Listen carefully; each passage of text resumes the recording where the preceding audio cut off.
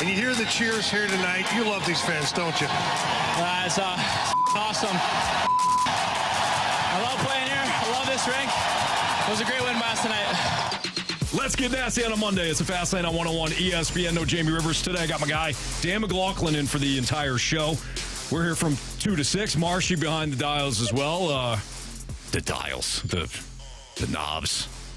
Levers. I think it's dials. Stuff like the that. doohickeys. Yeah. It looks great. Happy holidays to you guys. Same to you guys. You had a good weekend? Had a great Jordan Kyrou weekend. did. We'll get into him in a second here, but you guys had a good weekend? I had a great weekend. I loved Jamie's interview with Jordan Kyrou, and it's live TV, so you never know what can come out of the mouth of any player on live television, or anybody in general, or even on the Fast Lane. You never know. Have you ever had that happen when you're rolling and all of a sudden you think it's like you, I, Marshy in the office, and you're like, blah, blah, blah. Oh, no. Dan, I have been blessed. I am very grateful to have done this for 10 years now. I have never cursed. Knock on wood. Yeah. I've never cursed on air. And it could be that day. And you guys know me very well. I curse all the time. All the time. How about around your kids? No.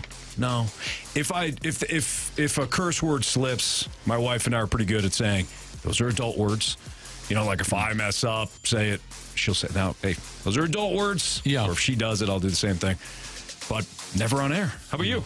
No, I thought I did one time. I was doing a top 5 game at the Old Spectrum. It was like Villanova and Pitt, and I got so emotionally involved in what I was saying. I thought I dropped a curse word, and I had to lean over to my partner. The game is going on, and I all of a sudden had to take off. I said, "Take off your headset." You know, like I said, "Did I just say?" And he's like, "No, you're good." I was okay, great. Smith with the ball outside the arc. I was so nervous. I did have a guy cuss though. Yeah, it's kind of a famous story. So the Cardinals win in, I think it was 2000. Joe Buck's doing the game. He's up in the booth with Al. And they say, okay, down in that celebration of the Cardinals, let's go to Dan. He's going to have some guests. So I get Garrett Stevenson. I say, we're here with Garrett Stevenson. Garrett, you know, the emotions of it. What a celebration. This is great. And he says, I'm going to tell you what, Dan.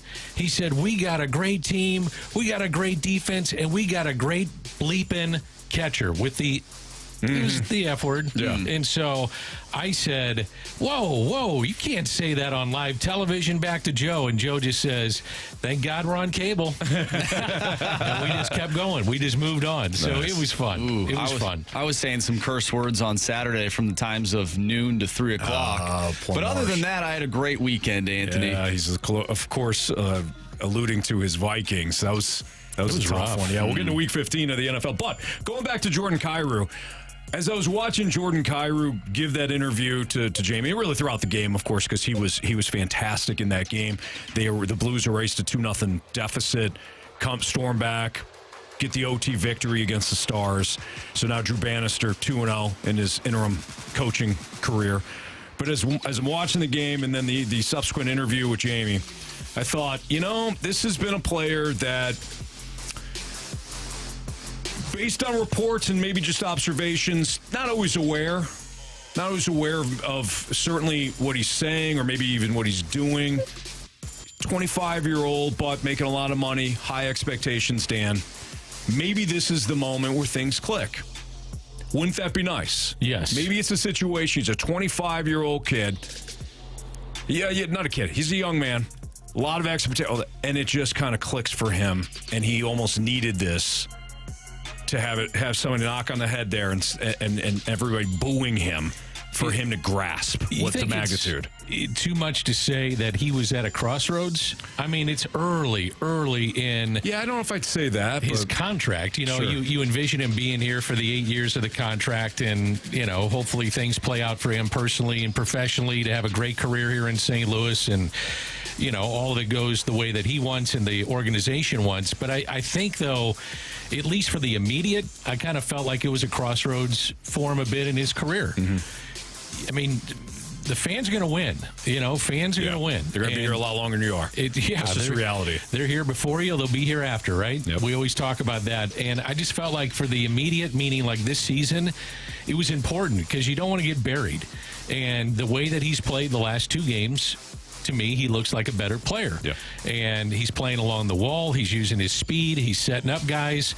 Obviously, the breakaway the other day was huge. He's had his chances, has kind of been snake bit a little bit. So I just thought when I'm saying the immediate, I mean like this season or the next couple of months, kind of a crossroads for him to get over the hump, say, look, I maybe made a mistake in what I wanted to say, and I'm moving on. Mm-hmm. And that's all you can do is just move on. I was glad to see, too, just the human side of things where he didn't – it's not like he had to have this prepared speech or anything like that. He didn't do anything wrong. It was just – he was unaware. He was unaware of the impact that he was going to have with his words. But he was emotional after the one game in which he was booed. He didn't have some prepared statement. He wasn't he was authentic with it, and then to see him rebound on the ice and for everybody cheering him, it was a great moment. And maybe in this season, Dan, I agree with that. Maybe in this season, it is a crossroad situation for Kyrou, and maybe the maturity will be there both on and off the ice, and that talent will start to match that maturity. If he has a good year, what's the first thing you're going to think of where the jumping point was for him to have that good year? This moment. This is it. This moment. It reminds me of Trey Turner and what the Philly fans did for him. He was having a bad season, and they cheered him on, and he turned things around. Mm-hmm. I'm not saying that Jordan Kyrou's moment on Saturday night was the same thing as that, but I feel like this could be that starting point for him the remainder of the year. I like what I saw so far, but he needs to keep it going. I hope he finds that feeling that he had, and he wants to continue building on that for the remainder of the season and hopefully for the remainder of his time here in St. Louis. On the flip side, I knew he was popular. I didn't realize he's this popular, and that's Chief.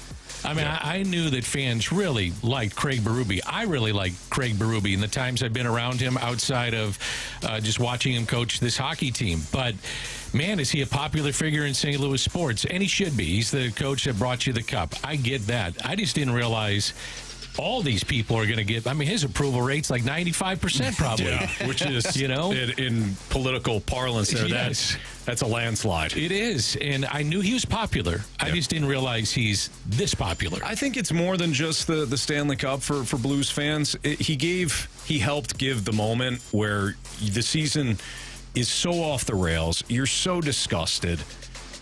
You want heads to roll, and then he comes in and he resurrects the Blues, wins the cup. He's somebody that's so straightforward, so lunch pail, so just, kind of old school in his philosophy and the way he speaks, that this is the type of city that will always endear themselves to people like that. Absolutely. So I think it's, again, more than the cup. It's everything. I think, too, like, maybe the most popular guy in the last 30, 40 years is Whitey. Mm-hmm. I mean, Whitey is beloved in this town. Mm-hmm. When Tony won a couple of championships, I think when he comes back, people really like seeing him back. I think Craig Berube is in that conversation, too. He brought you a championship. He brought you the elusive one, the first.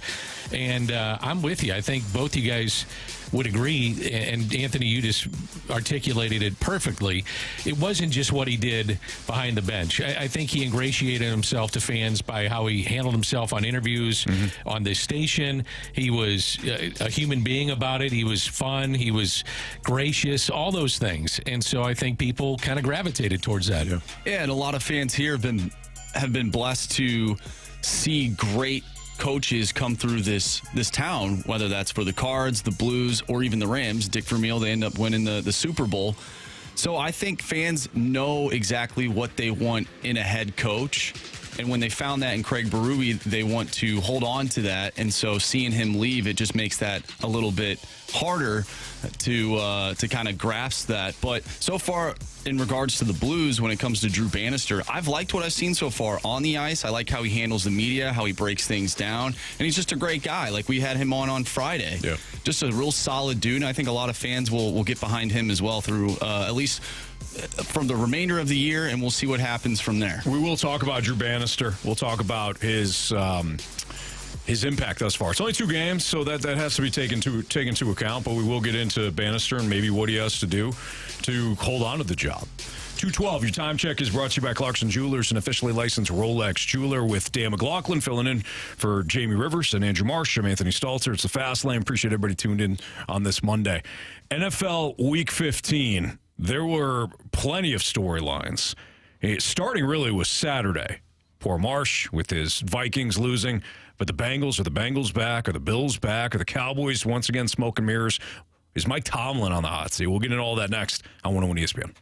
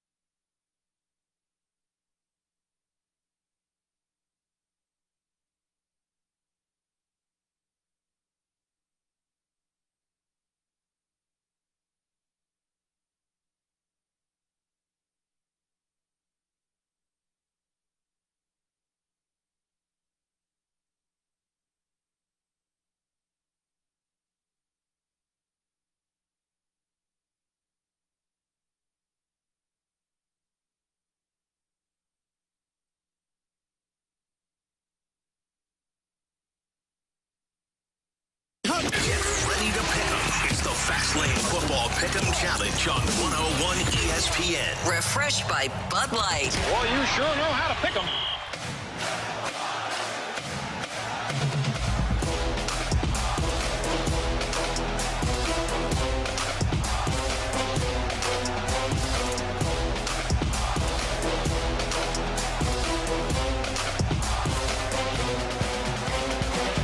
It's the Fast Lane on 101 ESPN. All right, guys. NFL Week 15. What was your overall takeaway? The biggest thing going back to Saturday's games. You had 3. You had the triple header on Saturday. I'm sure you had a lot of different smaller takes, but what was your biggest takeaway from Week 15? I would have to go Buffalo. And the way the Bills are playing, since Joe Brady took over on the offense, they're now averaging 30 points a game, and they're 3-1. And I don't think if you asked anybody in the AFC, and they're being honest, who do they want to play? They don't want to play the Bills. Mm-hmm. The way the Bills just dismantled Dallas last night, national television, they had the 3 o'clock window or the 4:15 or whatever you want. To me, those other games are blowouts. They were. And so I'm looking at Buffalo being my biggest takeaway this season or this weekend. What about you, Marsh? I think my biggest takeaway is not really knowing which teams are going to show up on a given week. There's only a few teams in the league that are dominant week in and week out. And Dan just brought up the Bills-Dallas Cowboys game. The Dallas Cowboys were rolling. We thought they were going to be, a solid team heading into playing their best ball, heading into the playoffs, and now they just took a huge right turn, and they're going the opposite direction right now. So there's a lot of teams that will hype up week in and week out, and then that following week they lay a goose egg. So I don't really know what to expect heading down the stretch. Yeah, it's kind of the nature of the schedule, right? The nature of the way that football is played. You've got one game, so of course you overhype wins and you overhype losses. So did I overhype it? No. Oh, okay. To Marsh's point, I don't know what I'm going to get each and every week. I got you, yeah. I can't really summarize what this team is. My biggest takeaways along the same lines as you guys is that a couple of teams that we thought were either in trouble or were left for dead are now back. Cincinnati, after beating Marsh's Vikings, sorry, buddy. Cincinnati is now a legit wild card contender again. Buffalo is definitely back. You mentioned Joe Brady. Joe Brady was, for those who don't know, the co-offensive coordinator for that LSU team that won with Joe Burrow. He got hired by Carolina under Matt Rule. He was fired 3/4 of the way into his first year in Carolina. Don't know why. They didn't have a quarterback at the time. He winds up going to Buffalo. I think he was the QB coach for Josh Allen, and then they let go of Dorsey, and as you mentioned, he steps in. He's done a good job. Joe Brady was one of those young, up-and-coming play callers that has now got another shot, and he's utilizing James Cook. He figured out how to get the ball more to James Cook. They're utilizing him. He's a weapon in both the running game and the passing game. So when I look at this past weekend, Cowboys, the Bills, the Bengals, and I would even put the Lions in that category. They were going to win the division. But you lose to the Bears. You lose to the Packers. You almost lost to the Bears twice, in fact. You should have lost the one game in Detroit. Things did not look good for your defense. And then on Saturday night, they took it to Denver. It was 42-17. It wasn't even that close if you watched it. That was an absolute beating. And good for the local product, Sam Laporta, who's having just a monstrous year this year. How good is Kyron Williams right now for the Rams? That's another St. Louis kid. Averaging 21 carries per game now and 116 yards in their wins, half that in their losses. Mm-hmm. So they're giving him the ball and letting him make plays. I want to go back, though, to Buffalo for just a moment. How about Josh Allen? He only had 15 attempts in the game. He had 7 completions. So going back to the running game. Exactly. So I would say if you're Dallas, your concern is against the run and your concern is winning outside of being at home. That's complimentary football, though, right, Dan? If you watch a game and you know you're in control of it, you don't have to put the ball in the air 40 times. You can control the game. It's complimentary. You run the ball. You keep your defense fresh. They go back on the field when they're fresh. They create havoc and turnovers like Buffalo did. And then the special teams unit was great. The coaching staff can manage the game just to win it, not to try to come back. That is how it should look for the Bills. You teased the segment about Mike Tomlin and what happens with him at Pittsburgh. They've now lost 3 straight. And I think what would frustrate any Pittsburgh fan is when you're watching that game against Indianapolis ran again. That's Pittsburgh's bread and butter, man. Their defense, Tomlin, hard-nosed, stop the run, all those things. And they didn't do it. And so they're kind of circling the wagons on the opposite end for him. And the heat is up on his seat right now in Pittsburgh. And he's been great. But all times, all things come to an end, depending on how long you've been there. And he's been there a long time. They don't make coaching changes, but it just seems like the heat is on him more than ever. And that roster's gotten worse. I was listening to some national. I was listening to ESPN, but our station 101. As I was driving around on Sunday, but of course the national guys, and they were taking calls on the Steelers and Mike Tomlin, and there were, almost every call was, Tomlin, the game has passed him by, and this roster should be better than what it is. Your Trubisky is roster stinks. Even that defense, like we tend to think the defense for the Steelers is elite or great. It's not. Nope. It's very good, but it's not elite. TJ Watt masked a lot of the issues that the Steelers defense has. But maybe you're right, Dan. Maybe it is time. Maybe it's a situation where the message has maybe worn out. But I would love to see him go someplace else, quite frankly. If the Steelers fans don't want him, half the league would gladly take him as their head coach. So you got Baltimore secured a spot in the AFC with the playoffs, Ravens, Dolphins trying to secure the top spot. You have 3 AFC South teams now tied at 8-6. You got Jacksonville, Indianapolis, Houston. But you had 5 teams in the conference with an 8-6 record, 2 of which are Houston and Buffalo, and they're outside looking in right now. Houston, by the way, huge win for the Texans without 6 of their starters, and they find a way to win. The job that DeMeco Ryans has awesome. done, the job that Todd Bowles has done. Remember, everybody had Todd Bowles fired not even halfway through the year. Mm-hmm. I thought that was going to be one of the worst teams. Baker Mayfield, perfect quarterback ranking at Lambeau Field. He has been outstanding. I thought I was completely wrong in the Bucs. I thought they're going to be a worse team in that division. I thought they're going to have a top 5 pick, and Bowles would be fired. Instead, they're 7-7, but they're getting better each and every week. They go to Green Bay and win. I did not see that happening. I didn't either. And Baker Mayfield, at some point, you got to give him some credit for winning these games. He bounces around. Last year, he's with the Rams. He's with Carolina. Yeah, he started off with Carolina, wound up with the Rams. Yeah, and so now you're looking at him and what he's doing with Tampa Bay. At some point, you got to give him some credit. I think he's due that credit. Yeah. But going back to the coaches, some of these coaches, you look and you're like, you're doing less with more. And then you look at guys like DeMeco Ryans, you're doing more with less. No C.J. Stroud, no Tank Dell, no Nico Collins. You had half your offense out, and you found a way to win a game on the road in which you were trailing. They were down 13-0 in that game. Tennessee had a defensive touchdown early, and you came back. You won. You withstood in overtime. A drive by Tennessee, go back, kick the field goal. DeMeco Ryans is the coach of the year. I look at Mike Tomlin, and if he had a QB, what would we be saying today about what they're doing?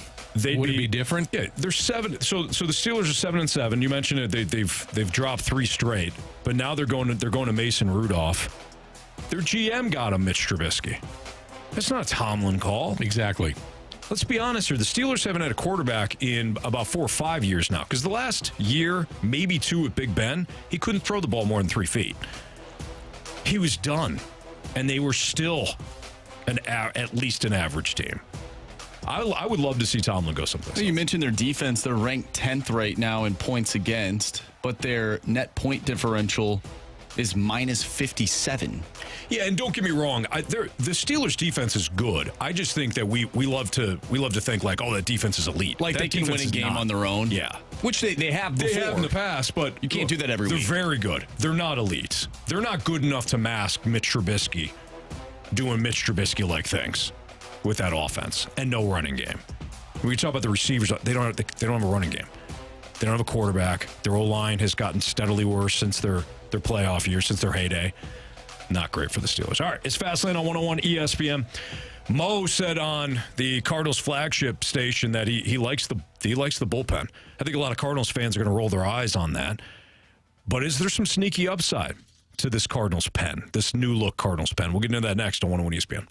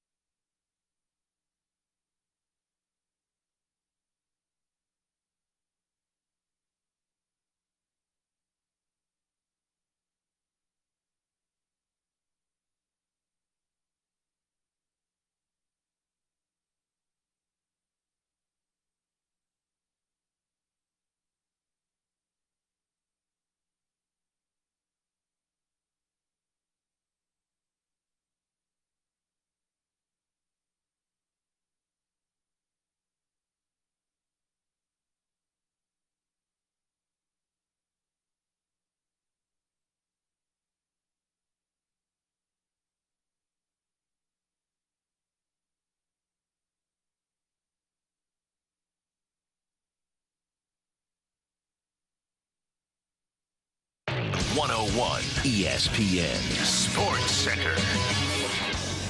I'm Andrew Marsh. It's time for a Sports Center update driven by Johnny Londoff Chevrolet and Johnny Londoff Autoplex. The Blues defeated the Dallas Stars over the weekend by a final score of 4-3 in overtime. Jordan Kyrou had 1 goal, 2 assists, and 9 shots on goal. Colton Parayko picked up the game winner in overtime. The Blues will be back in action tomorrow night, taking on the Tampa Bay Lightning. Pre-game starts at 5 o'clock. Puck drop is at 6, and you can catch all the action right here on 101 ESPN. And tonight we have Monday Night Football as the Seattle Seahawks host the Philadelphia Eagles. Pre-game for that one starts at 6:30. I'm Andrew Marsh, and the Sports Center update is driven by Johnny Londoff. Find new roads and shop 24/7 at londoff.com and londoffautoplex.com. Are you kidding me?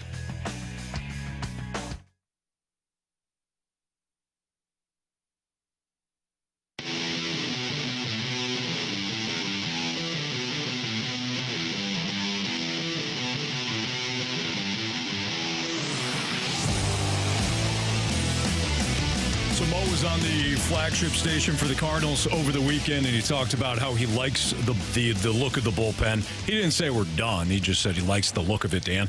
Dan, this is also something that you've highlighted.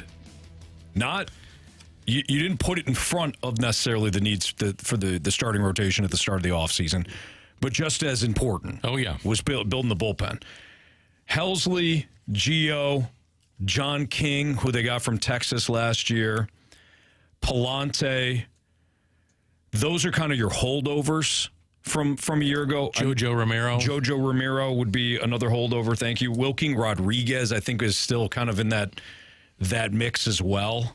I'd also put in there, just because of what they've done so far with the rotation, let's talk maybe Zach Thompson, Matthew Liberatore. Sure. You could put those guys in there as well. Guys. Yep. Wilkin Rodriguez, another one. And then they added Nick Robertson in the deal with Boston for Tyler O'Neill. They also added Ryan Fernandez in the Rule 5 draft, so he's got to be on the 26-man roster all season if they want to keep him. If not, he goes back to, was it Boston that they took him from? I think it was believe Boston. So when you look at this pen, you kind of run down the names. You're gonna. I wouldn't blame fans at all for saying that's it. That's all. That's what you got.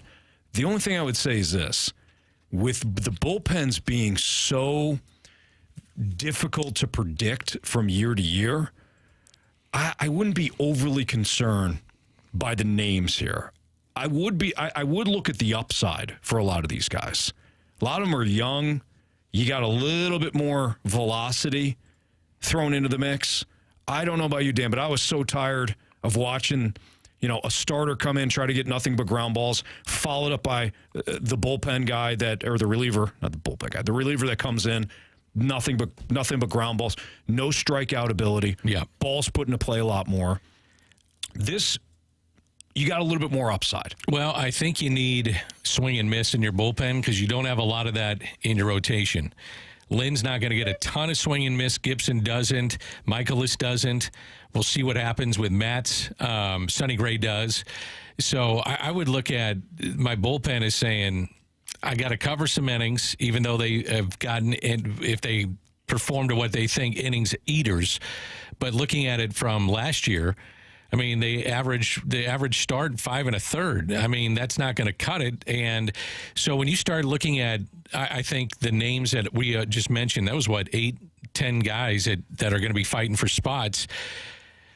You know what? You're going to have to use all of them at some point. Mm-hmm. I mean, goodness sakes, you were using James Nail up and down. I mean, you're going to use guys. And so you got to have depth. I still would love to see a back end closer type. Because to your point, Giovanni Gallegos plays a critical role to get to Ryan Helsley. The problem is, with Helsley, you're not sure if he's going to pitch 2 out of 3. Mm-hmm. You might get him 1 out of 3. So do I have another pseudo closer that I can count on? And it was an up and down season for Giovanni Gallegos. If he gets back to where he was a couple of years ago, I feel a lot better about this pen. Certainly. And if not, you do have some young guys that can emerge. And I don't know if Andre Palante is going to be safe. That's another one. Palante 2 years ago. But this is kind of my point with this bullpen, Dan. 2 years ago, Andre Palante was one of your more reliable guys. I mean, Ollie was he went to him early. He went to him in tough spots. He went to him in situations that, guys got first and second, need an out, need a ground ball. Pallante's there. Last year you couldn't trust him. Yeah, right. So this is the up and down nature of the pen. I don't know if he's going to be safe coming into next year. Yeah. I do know they at least have some depth when it comes to the pen. That's what I'm looking for because of the uneasiness of a GM or a president of baseball operations coming into a season. I don't know what I can count on. I know if Ryan Helsley's on the mound, I would feel really comfortable with him. Yeah. Giovanni Gallegos of a couple years ago, I'm feeling comfortable with him. After that, I'm not so sure what I'm going to get from some of these guys, and that's why you got to let it play out in spring training. And maybe somebody in the minor leagues would also emerge. That's the other thing. Now, they did have a couple relievers come in and visit the Cardinals last week. That tells me they're not done. That tells me that they feel they still need to add a bullpen piece. So that's what I'm saying. Maybe we're jumping ahead a little too much. Mm-hmm. But I think overall, though, with what they've done, it's a better team than what you had. It couldn't get much worse. Right. So you just hope that some of these guys, one, have a bounce back, and two, somebody emerges and have some type of consistency out of your bullpen. I'm with you, though. Try to add somebody else, too. I know they were looking at the international market and seeing if they can get somebody like Matsui. They're looking at some other guys. Apparently, Hector Neris might be an option for them. I've liked him. Jordan Hicks, at one point, the rumors were that the Cardinals might be interested in reuniting with him. Swing and miss. Yeah, you need a little juice on that back coming out of the pen. I like what I saw on just some tape of Ryan Fernandez. It was actually pretty good. Mm-hmm. And that's something else, too, is that when you go acquire a player, a lot of times the Cardinals may be seeing something that team that had him was not utilizing. Sure. And it happens with the Cardinals, too. I mean, look at some of the guys that have left St. Louis and had success. The other teams picked up on something, said, hey, we think that you're deficient in this area, and we can improve upon that. That's the other thing you're going to find out in spring training with some of the guys that they brought in. Mm-hmm. Do you think Mo's done? No, I don't. And I don't know if I think he's probably done with his starters. I get that feeling. I don't think, though, he's done with his bullpen. And I don't think he should be. No. What about you? No, I hope he's not. I agree. Because this is an opportunity now with the market settling back down again to look at it and say, who's ticked off? What pitcher is out there that's ticked off about the way his market is playing? Maybe it's even a Jordan Montgomery. I don't think it would be, but maybe it's a Montgomery. Maybe you look at it and say the market did not bear out the way that the player and the agent thought it would, and they're still available. So and you're now starter. You're thinking maybe even a starter. I'm not. If like all things being equal, I would only add a starter if it's a top end. If you're going to add a number, obviously number one. But if you're going to add a number two, great. If you're going to add another 4 or 5, I'm out. Yeah. So an impactful guy. Yes. But now I'm just saying, don't settle. I feel like this has been kind of the Cardinals' model in free agency. Done. We on to 3 starters, got the 3 starters. Are you looking to improve upon yourself and your roster, or are you just filling needs? Don't you get the feeling that they went out initially and said, we're going to set the market with some of I mean, they knew what it probably would be roughly, but understanding they needed innings and they needed starting pitching, they're like, look, we got to do this right away before the market sets with Yamamoto, Anna Montgomery, and some of the others where teams are on the outside now looking in with some of the pitchers that were available, and they're saying, we got to strike right now. We got to strike first. Again, back end rotation guys, I'm with you. I'd love to see another addition. 2 Sonny Gray at the top of my rotation, then you're really talking.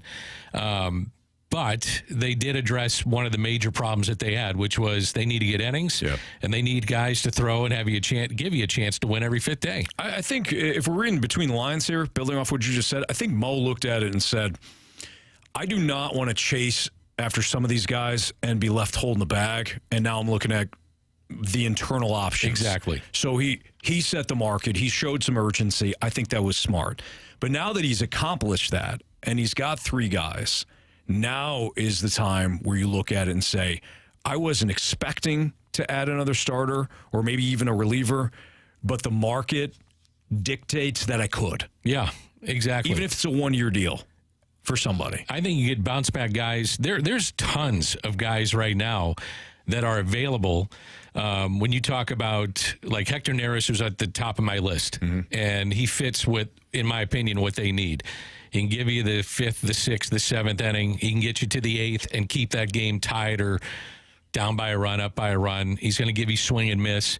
There are guys like that, like an Aroldis Chapman. I mean, just people like that are out there and have a chance to compete and give you a chance to win. I don't know this. I don't have the numbers in front of me, but I'd be really curious to see what the market bears for those type of guys. Yeah. I'd take a flyer on one of them in a heartbeat. I'm with you, Dan. In a heartbeat. That's Dan McLaughlin filling in for Jamie Rivers. I'm Anthony Stalter. Still time to get your 101 ESPN merch to support Operation Food Search this December. We've partnered with STL Shirt Company to offer a special 101 ESPN online merch store this month, offering 101 T-shirts, hoodies, hats, and more. We've also brought back a lot of your favorites. We're talking about the dunk shirts, the Jamie Rivers and Brad Thompson jerseys, and a lot more. Time's running out, though. Make sure that you order your 101 ESPN swag by next Sunday, December 31st. Visit the 101 online merch store now at 101ESPN.com, powered by McBride Homes. Chip Kelly, head coach of UCLA, had some interesting points following the bowl game about NIL, conferences, TV contracts, and all that. He joked about, I hadn't thought about this. Yeah, hadn't thought about this at all. He was logical. And if the NCAA were smart, which they're not, they'd take a long look at this. We'll tell you what he said and break down whether or not he's got some really good points. It's next on 101 ESPN.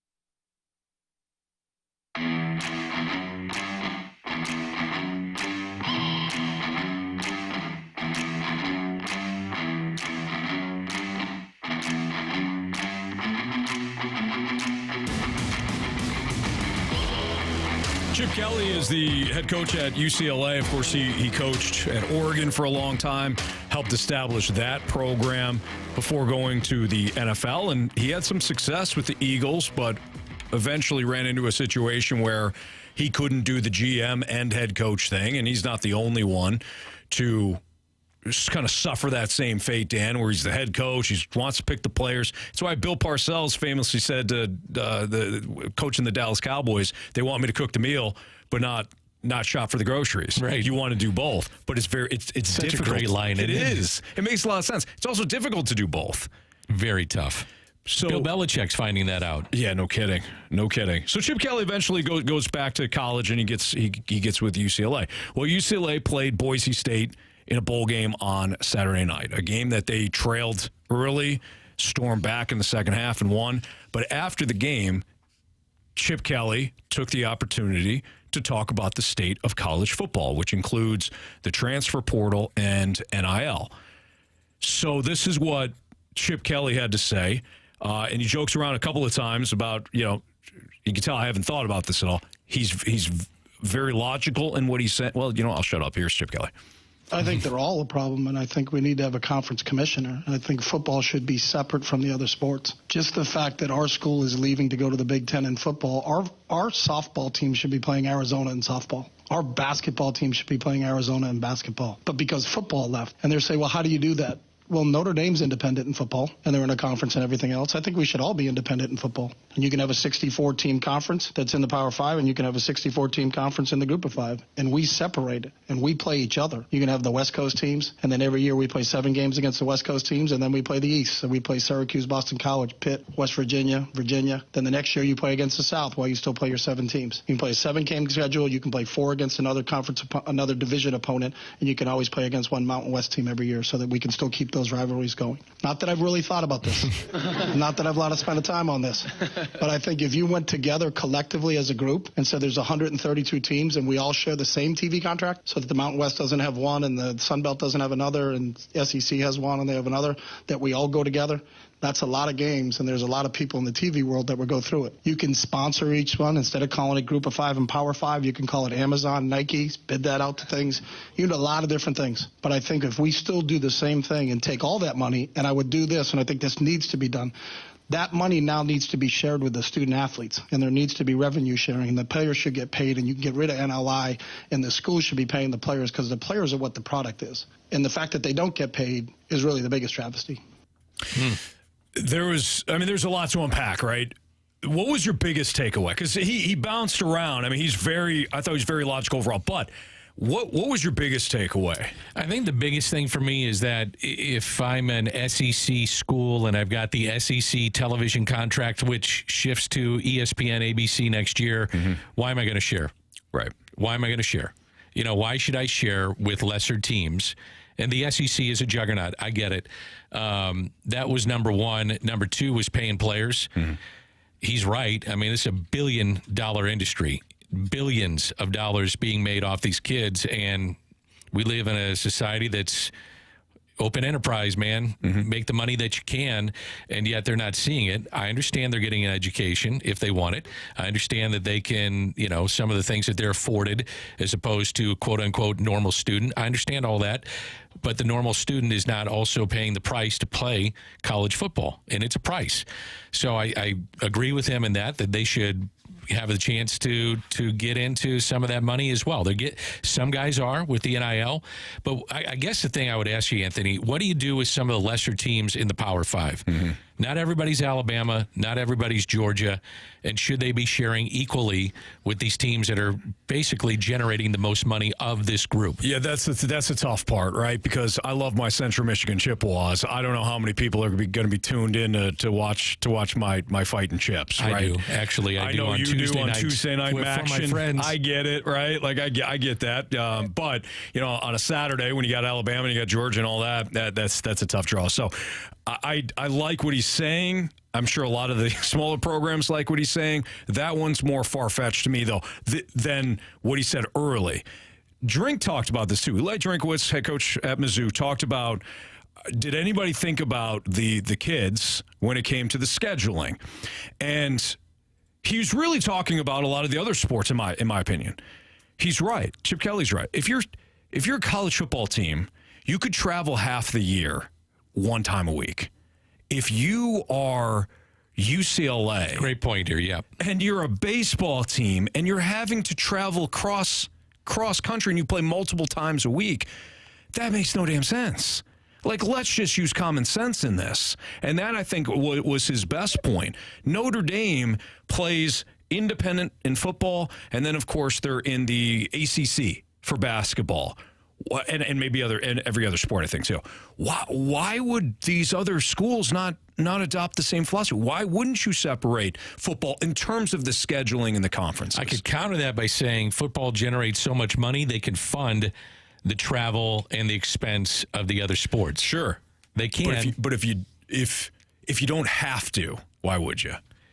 Well, that's you know what I mean? 100%. And your point is spot on. It's once a week that you maybe have to go to the Midwest or for your UCLA for that particular season. Right. Going out east or east coming west, that's a lot. And you're asking college kids to go do this. I don't know, man. I think he made a lot of valid points. I do see some changes. It'll be amazing when you have a 12-team playoff and how much money that generates, how much money the NCAA tournament generates. It's in the billions. Mm-hmm. And yet these kids aren't seeing that. Yeah. That just doesn't seem right to me. And if you want to stop the Wild West from occurring, which is what we have now. I mean, Kyle McCord is going to he played at Ohio State. Syracuse. Now he's going to Syracuse. I'm sure he's making a mint going to even to play for Syracuse. If you want to stop a lot of that, you have the revenue system, you share it. Players are getting paid, but maybe you're not going to see a lot of the transfers because they're not. It's like, hey, I'm going to the portal. I'm open for business now. And each year you're seeing these quarterbacks go someplace else. You could stop a lot of that if you're going to do the revenue sharing. Now, how that works legally, I don't know. Not smart enough to figure it out. Don't know the laws. But I do think that what Chip Kelly said was we can control a little of this, bring this back a little bit to reality, but not go back to what it was, which is that the programs and the schools make everything, and the kids, they don't get anything for their likeness. What'd you think of McCord going to Syracuse? I looked at it a couple of different ways. Like, does he just want to get out of the pressure cooker that is Ohio State? Ohio State, you would think if they wanted to keep him, would have found the funds to do it. And yet he winds up at Syracuse. Right. That just, I'm trying to figure out why that would happen. I think he answered it. I think you're right. He figured maybe, and I don't know Kyle McCord. I don't know. I haven't read any reports to suggest this, but if you want to go from Ohio State to the middle of New York, not even the middle, I think it's what Syracuse is northern. Go it's north. Way up there. Yep. Middle of nowhere, New York. I've done games there at the Carrier Dome. I'm sure it's a cool spot, but there's nothing in Syracuse, right? Not a lot. I think they get a minor league baseball team in Syracuse. And a lot of snow. And the journalism program is outstanding. So a lot of the ESPN guys come on Sirius Plus. We're not talking about a good football program. It's fine, not great. You go there, you want to get out of the limelight. I think so. Which is fine. Okay. 12-1 as a starter at Ohio State, and it goes back to the point that if they wanted to keep him, you would think that they would have the funds to do so. Yeah, I would think. By the way, I think it's interesting in these bowl games, and I watched a bunch of them on Saturday, how many of the kids are not playing in the bowl games if you're not in the playoff. Right. They're either in the transfer portal or they're just saying, I'm going to be a pro and I'm not playing, which was the standard for some kids the last few years. But now, man, you're getting key players that aren't playing in these games. It's like totally different teams out there than what you've seen throughout the regular season. Oh yeah. I think there's a bowl game right now. You got Western Kentucky. I think they're starting a true freshman at quarterback. You've got a couple other bowl games that we saw over the weekend where there's a true freshman starting under center because that's all they got. I think that was Ohio this weekend had that. Ohio won. Yeah, big. So I don't know. Interesting. All right, let's get back to the Blues. Craig Berube was on with BK and Ferrario earlier today. So no Alex. It was actually T-Bone and BK. And there was something that he said that's something that Chief said that made a lot of sense when it came to the Blues and almost chasing two rabbits at the same time. We'll get into that next on 101 ESPN.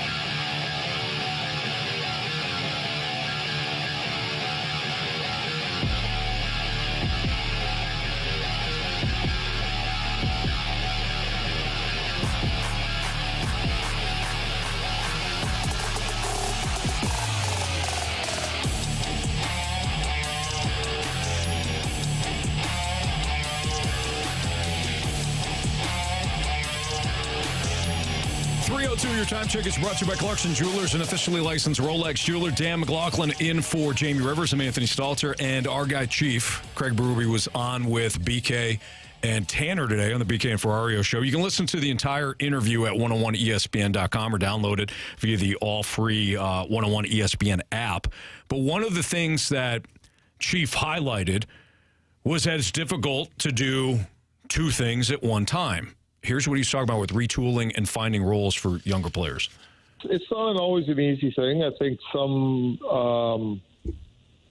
players are more accepting than others. If you take Robert Thomas, came here as a young 18-year-old, I think, or 19 at the time.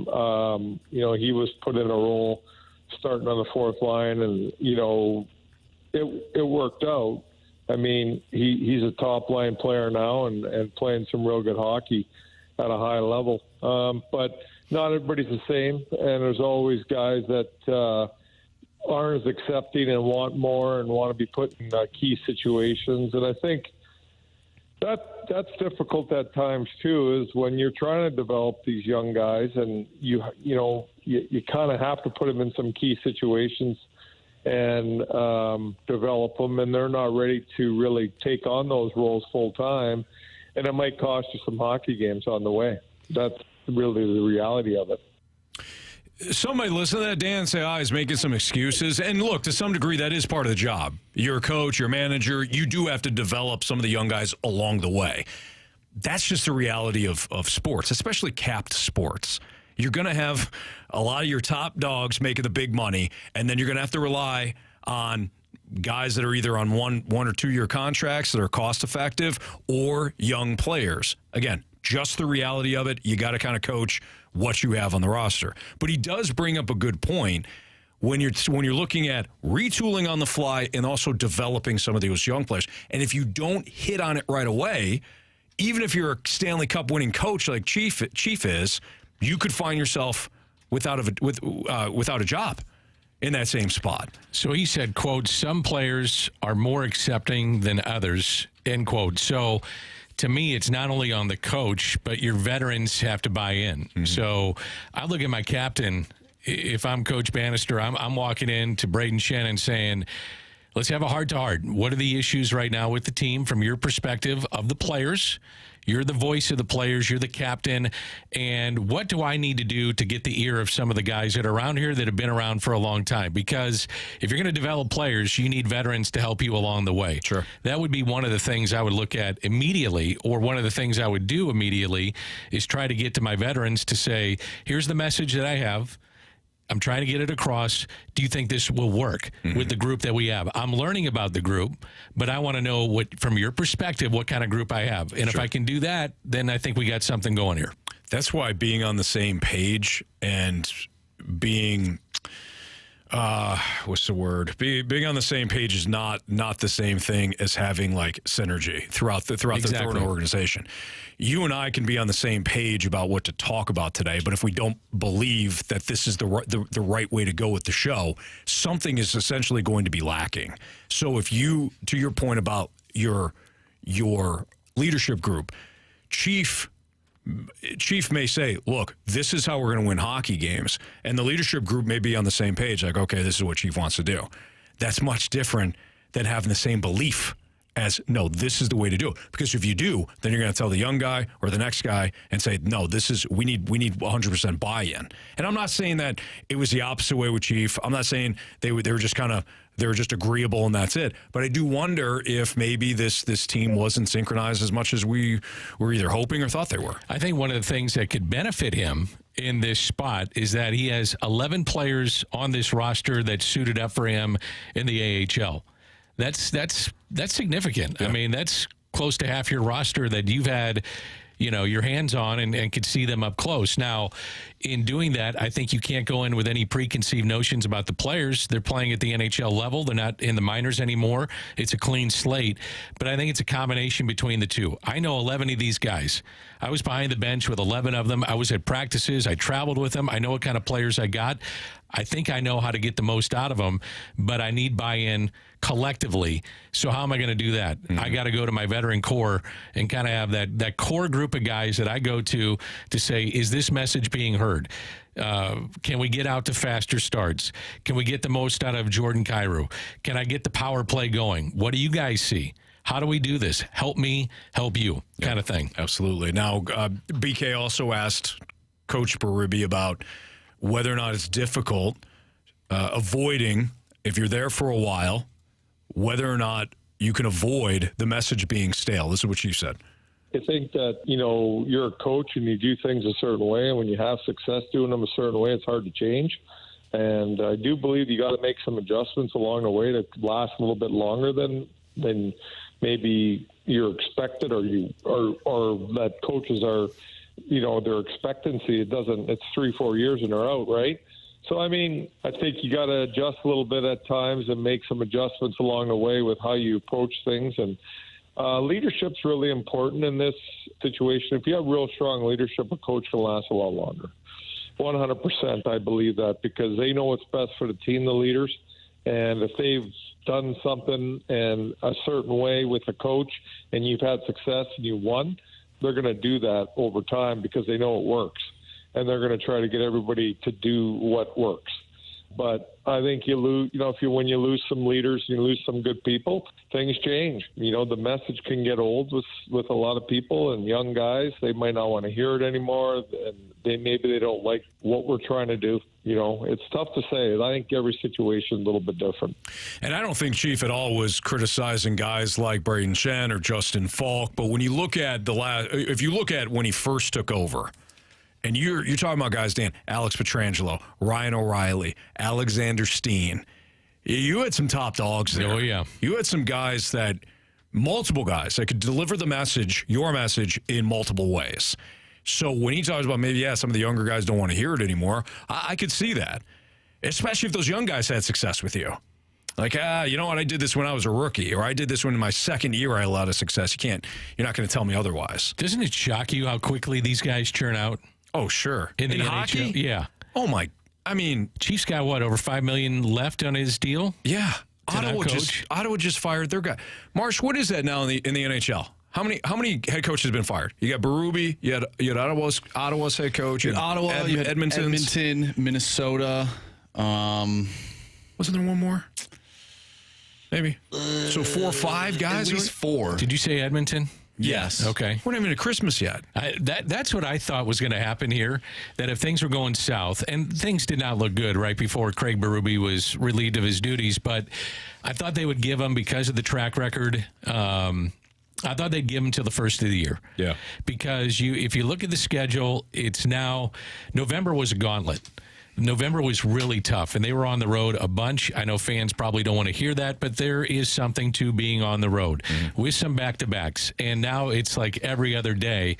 And at least it gives Coach Bannister, and I'm sure this is one of the reasons that they decided to do this, but it gives them the opportunity to get practice time with what he wants to implement as well. Absolutely. So I think that was part of why they did this. It's just weird, man, when you have a coach that not that long ago brought you your only Stanley Cup and he's out. But going back to what we were originally talking about, I fully agree with what he said. If you don't have buy-in from the guys that are going to be on the ice the majority of the time, it's going to be tough to be the coach of any particular team. Could you imagine?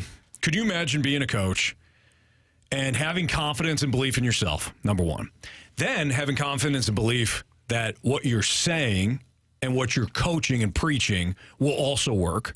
Then you have success doing that, and then things starting to go a little sideways on you, but you don't want to overcorrect because you know you had success doing it that way before, but you don't want to be stagnant. So then you tweak a little bit, then you tweak a little bit more, and then all of a sudden you're like, that wasn't working. Let me go back to doing what I was doing before. They go back and forth. Just look think about that in your regular life. Well, think about that with the Blues and what they've done. They had a coach that was getting walked over. I cannot remember his name. Davis Payne. Mm-hmm. Davis Payne. Before I'm going way back. Oh yeah, Davis I'm going Payne. way back. Yes. And then you brought in Hitch. Well, message got stale. He's too tough. Okay, now we're going to bring in Mike Yeo. Yeah. Then he got walked. Okay, now we need to go back to a hard-nosed guy in Craig Berube. Yeah. which he was. He's very direct in how he did business, turned the thing around. Now it's a little bit too hard. Now we need to find a coach that is a little lesser in that regard, little less on the edges, not as rough around the edges. It just goes back and forth. Yeah. It just goes back and forth. What does that say, though, about the players in the locker room? If you're a fan, do you feel a certain way? Do you feel like maybe the right players are not on this roster? Well, it would just tick me off that the players would have so much influence. Like, I'm going to start tuning you out now, and that's it. And I'm not saying that's what happened here with Berube, but we've seen that in the NHL now. Like, they're just going to tune you out. I think the Blues have something like 8 or 10 no-trade clauses amongst the players that they have right now. What are you going to do? That's tough. This is the roster. Yeah. This is the roster. All right, it's Fastlane on 101 at ESPN. We will play Narrative or Reality at the bottom of the hour. That's coming up at 3:30. But wanted to get into the NFL and some of the coaching changes that we may see. Who should be on the hot seat right now in the NFL? And what are some of these other coaches that are having surprising success doing that some of these other coaches aren't? That's next on 101 ESPN.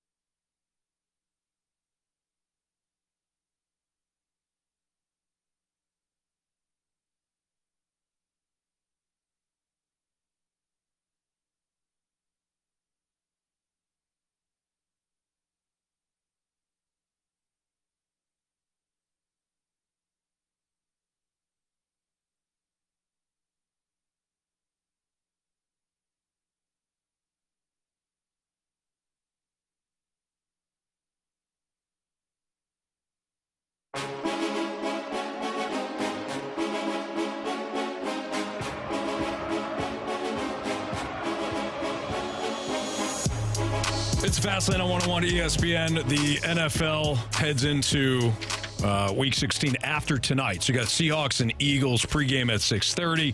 Geno Smith unlikely to play tonight for Seattle.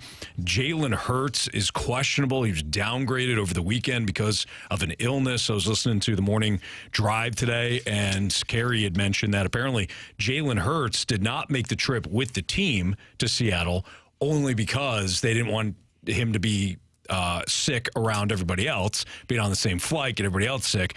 So the Eagles were going to fly him separately, but he is officially questionable tonight. Not great if you're the Eagles and you're trying to keep pace. He's got to play, 49ers. right? I would think so. Got to play. Most of the time when guys are sick, they play. Now, that's much different than being effective, but he should at least be active. Who was it this weekend that was sick, key player, had a monster game? Name escapes me, but these guys play through everything. Mm-hmm. Everything. Yeah, I saw somebody was. Who was it? It'll come to me. It'll come to me. I know it will. Thanks, buddy. That's Dan McLaughlin filling in for Jamie Rivers. I'm Anthony Stalter. The NFL, the coaching job. We were talking about this a little bit earlier, Dan. I don't know about you guys, but I am amazed by some of the coaching jobs done by guys like DeMeco Ryans, who won a game yesterday without his quarterback, without most of his receivers. I'm sure they're missing other guys too for the Texans. Wound up going in and look, not that Tennessee's a good team or anything like that, but come on, you're down to Case Keenum and Noah Brown. You win that game. That's a hell of a job. Before yesterday and before the two of the last three games, the job that Marsh's guy Kevin O'Connell has done without Kirk Cousins, without Justin Jefferson for most of the time, for that team to be 7-7 is pretty remarkable. They could have a better record too. They've lost some bad games this season. They've lost some nail biters, including Saturday in Cincinnati. I would almost argue that Kevin O'Connell could be to blame on some of those losses as well. But you're still dealing with the deficit, sure. Right? Now, granted, how about Zach Taylor? He loses Joe Burrow. Guys like T. Higgins been in and out of the lineup. The play that he made against the Vikings. Play of the year, maybe. It may have been the play of the year, given the circumstances. Sorry, Marshy. The ball was underthrown. He adjusts in the end. The Bengals have got to have it. They got to win the game. Playoff hopes. He adjusts to an underthrown pass by Jake Browning, comes back, leaps up, makes the play over the DB, and still has the awareness to move the ball into one hand and swipe it over the goal line, the pylon. The pylon. Thank you for the touchdown. It was awesome. That was remarkable. I looked this up when you said you wanted to talk about this. There were 16 major coaching changes going into this year, whether it be a head coach or an offensive coordinator. 10 of the 16 are going to looking like they're going to make the playoffs. It's amazing how a good coach in the NFL can turn that thing around quickly. Sure. Now, do you need a QB? Do you need skilled players? Of course you do. Players make plays. But it does show you these guys are awesome at what they do, and they can turn things around with some of the personnel that they have. But how about that? 10 of the 16 looks like they're headed to the playoffs. That's remarkable. How about this, dude? Dan, Kevin Stefanski is winning games with Joe Flacco. Exactly. He was on his couch a month ago. He had 374 yards, a pair of scores, and that was his worst game Joe Flacco has played in this year. Chicago muffed a punt at one point, and Flacco gave it right back to him on an interception at the goal line, and they still found a way to win that game. How about Mooney, though? How about Darnell Mooney? The Hail Mary is in his hands. It's there. And that thing And then he still had the presence of mind to kick it. Yeah, to try to kick. Like, let's see one more chance here. Yeah. And the Browns defender wound up securing the interception. But these games are coming down to the wire, and if you don't have good coaching, I mean, if you're looking around, Dan, and you're seeing that Kevin Stefanski's winning with Joe Flacco, or before, the rough patch here, Kevin O'Connell is winning with Joshua Dobbs coming off an airplane, or Nick Mullins for a game, or name another team. The Todd Bowles winning with Baker Mayfield. If you're an owner and you're looking around, you're saying, really, Ron Rivera, you're 4-10, 4-10 with largely the same team. And we traded a couple of your defenders at the trade deadline, but this is the best you got? Or before you got fired, Brandon Staley, you can't win with Justin Herbert? Really? What about Doug Peterson in Jacksonville? They're on a slide right now, and we talk about coaches having bad clock management. I texted the group chat last night before half. What is Dougie P doing? Yep. What are the Jacksonville Jaguars doing in the second quarter? Well, how about Trevor Lawrence too? He was terrible last Trevor night. Lawrence, I don't know if maybe it's just the ankle. The ankle's giving him problems, and it's just impacting everything else. It could be, and credit him for gutting it out. But he could cost him the division. I don't think it is the ankle. He was running around last night like it looked like his ankle was fine. The problem was he could not throw to a receiver. So I don't know if he's got an arm issue or what's going on. But losing Christian Kirk's a big deal too. When they lost him in that same game that he got hurt with the ankle, he frees up a lot of other guys like Evan Ingram and Calvin Ridley. The Kirk is an underrated player, and I think that them losing him was detrimental. You were asking earlier about like your biggest takeaways of the weekend, and this kind of ties into what we're talking about. But Atlanta, Arthur Smith, his expertise was offense. Bijan Robinson had 8 touches for 14 yards. I don't understand that, and they're not scoring against lesser teams. Why do you take him in the top 10? I'm against taking a running back in the top 10. I think it's stupid. I do. I think it's one of the least impactful positions based on what else you can find in the draft. Understand, I'm not saying that it's not an impactful position. What I'm saying is when it comes to the drafts, I can find a running back that wins me a Super Bowl in the 7th round. Hello, Chiefs. they already had a 1,000-yard rusher. That they gave Tyler Algier more carries yesterday. So you take Bijan Robinson in the top 10, you don't use him for half the year? Now, granted, that kid put the ball on the ground again. That's 3 times now. He has fumbled, and that cost him 2. I don't want to overlook that. But what the hell? How do you have a job, Arthur Smith? I don't think he will after this year. Genius. Yeah. And he talks down to the media like we have no idea. Dude, you scored 7 points against the worst team in the league. Now, after watching last night, I hate my favorite team. I hate them. I do too. I do. I hate them. I hate a ton of them right now. You're talking about running backs. I don't know if I consider Christian McCaffrey even a running back. He's a freak. He's unbelievable. He's the MVP of the league in my mind. Now that Tyreek is hurt. And Dak Prescott, national television, what he did yesterday. Oh. So it's Brock Purdy or it's Christian McCaffrey. McCaffrey's doing a little bit of everything. He runs the ball, catches out of the backfield.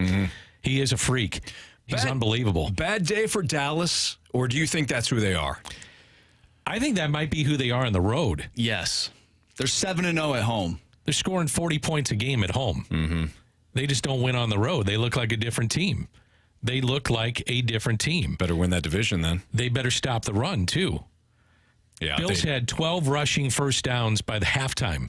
That's a lot. That's a lot. James Cook should not be running all over the field against this Dallas defense. Like, James Cook is a fine running back, but he hasn't had games like that where he looks He's not like a physical back. Yeah, right? he was running everywhere. Like, that cannot happen if you're the Cowboys. It can't. Yeah. Especially at this part of the season on the road. They had no juice. They had no juice whatsoever. They played Philly tough earlier. They've had some tough road games where they played well, but Buffalo is the most dangerous team right now, maybe in the NFL, outside of like the givens. You're talking about like the wild card teams. Exactly. Yeah, sure. Yeah. What about the Rams, though? Rams might find themselves in the playoffs. That's another team. Them and the Bucs, I thought they were going to be in the top 5 this year in draft. I thought that by this point Stafford would get hurt. That's not an overly talented roster. They've had to pay the credit card bill after everything that they did. Exactly. Yeah. That bill was due. And you talk about another guy. I know nobody likes me talking about Sean McVay, but this is one of Sean McVay's finer coaching jobs. This is maybe his best. That dude won a Super Bowl. Yeah. I mean, with what they have on that roster and what they're doing. Credit Les Snead, too. Les Snead, has been there for a long time. Obviously, he started here. But to find guys like Puka Nacua in the middle rounds, if you're going to give up all your first-round picks and all that to make big moves, you better have a GM that can find some gems in the middle rounds. And credit Les Snead, he has. But you're right, Marsh, the Rams aren't out of it either. This is as wide open in the NFL as I can remember. Oh, Sean McVay is the best playbook. There it is. Oh. There it is. The AFC is wide open. Big time. Yeah, the 49ers are the team in the NFC. You get the Eagles in there. You'll get who else out Cowboys, of the NFC? Lions, Yep. and Buccaneers. Yep. That's it. AFC's going to be fun, though, the final 3 weeks. Yes, it is. And you get a bit of flex game tonight in the NFC. How about that? You get the flex game and you have 2 backups. Maybe, yeah. Potentially starting tonight. Yeah. Drew Lock is almost a guarantee for a Mizzou product. And I imagine that Jalen Marcus Mariota. Oh, boy. How is that guy? How is that guy on a roster? That guy quit on the Falcons last year. Now I might see why. Season's not over yet, Anthony. There's still time for him to dip out. He's basically waiting for tonight. He's like, if I play tonight, I'll stay with the team. If not, then I'm walking out. So I'm a crybaby. Narrative or Reality is next here on 101 ESPN.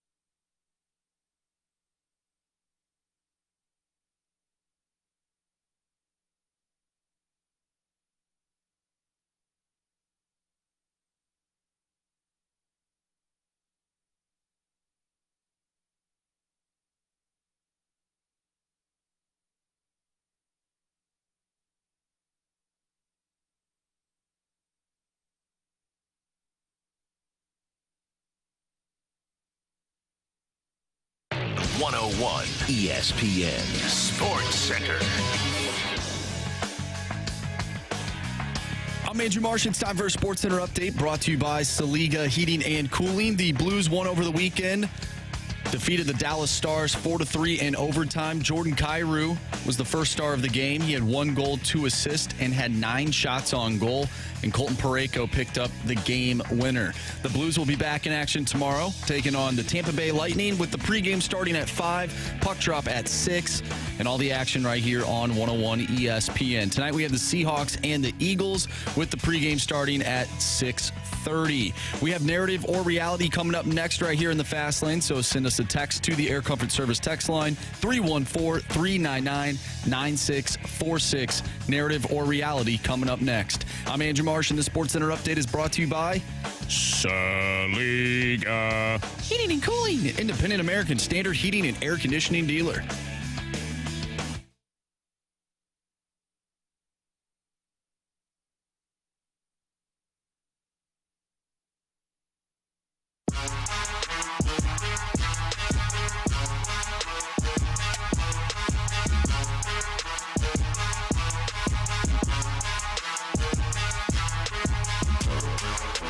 Dan McLaughlin, I'm Anthony Stalter. It's the Fast Lane on 101 ESPN. Here's Andrew Marsh with some narrative or reality plays. All right, guys. Dan, you just mentioned this in the last segment, but narrative or reality, Dak Prescott played himself out of the MVP race yesterday.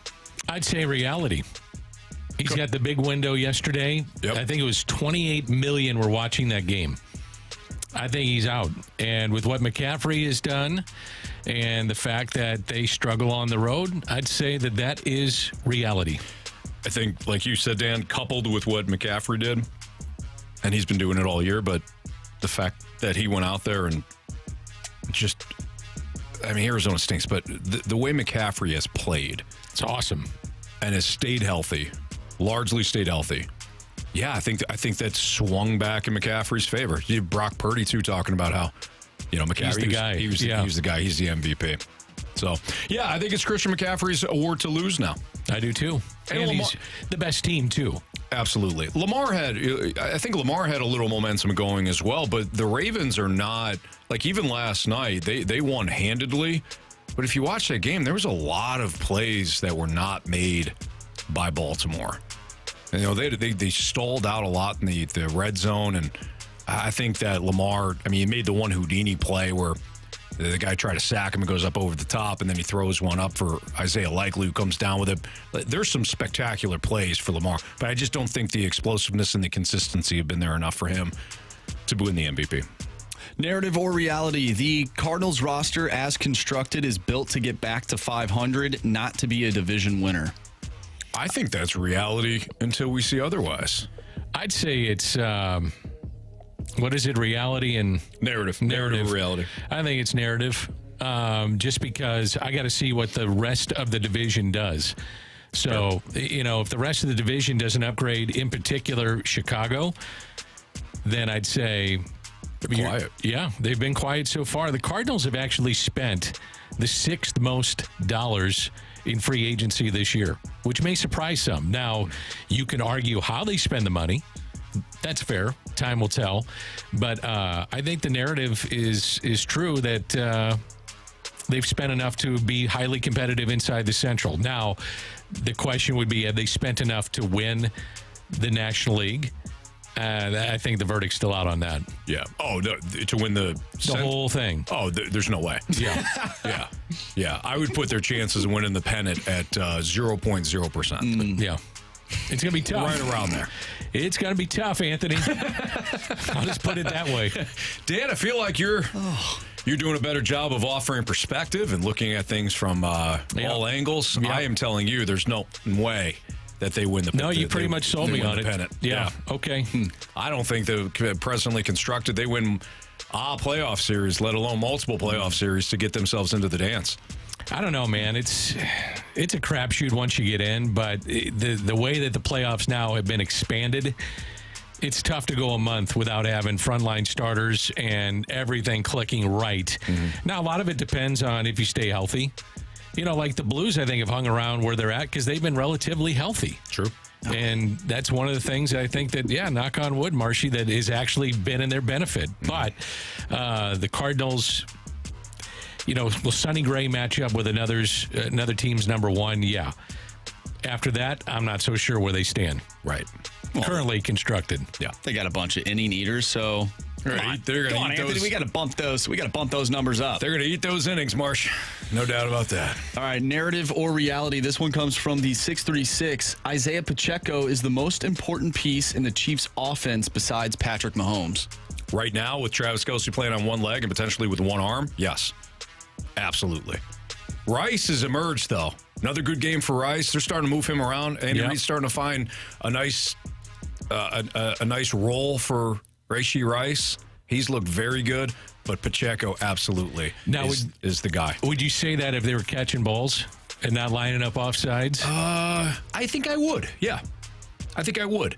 The problem is that Andy Reid, this has always been the book on Andy Reid, he gets bored in games.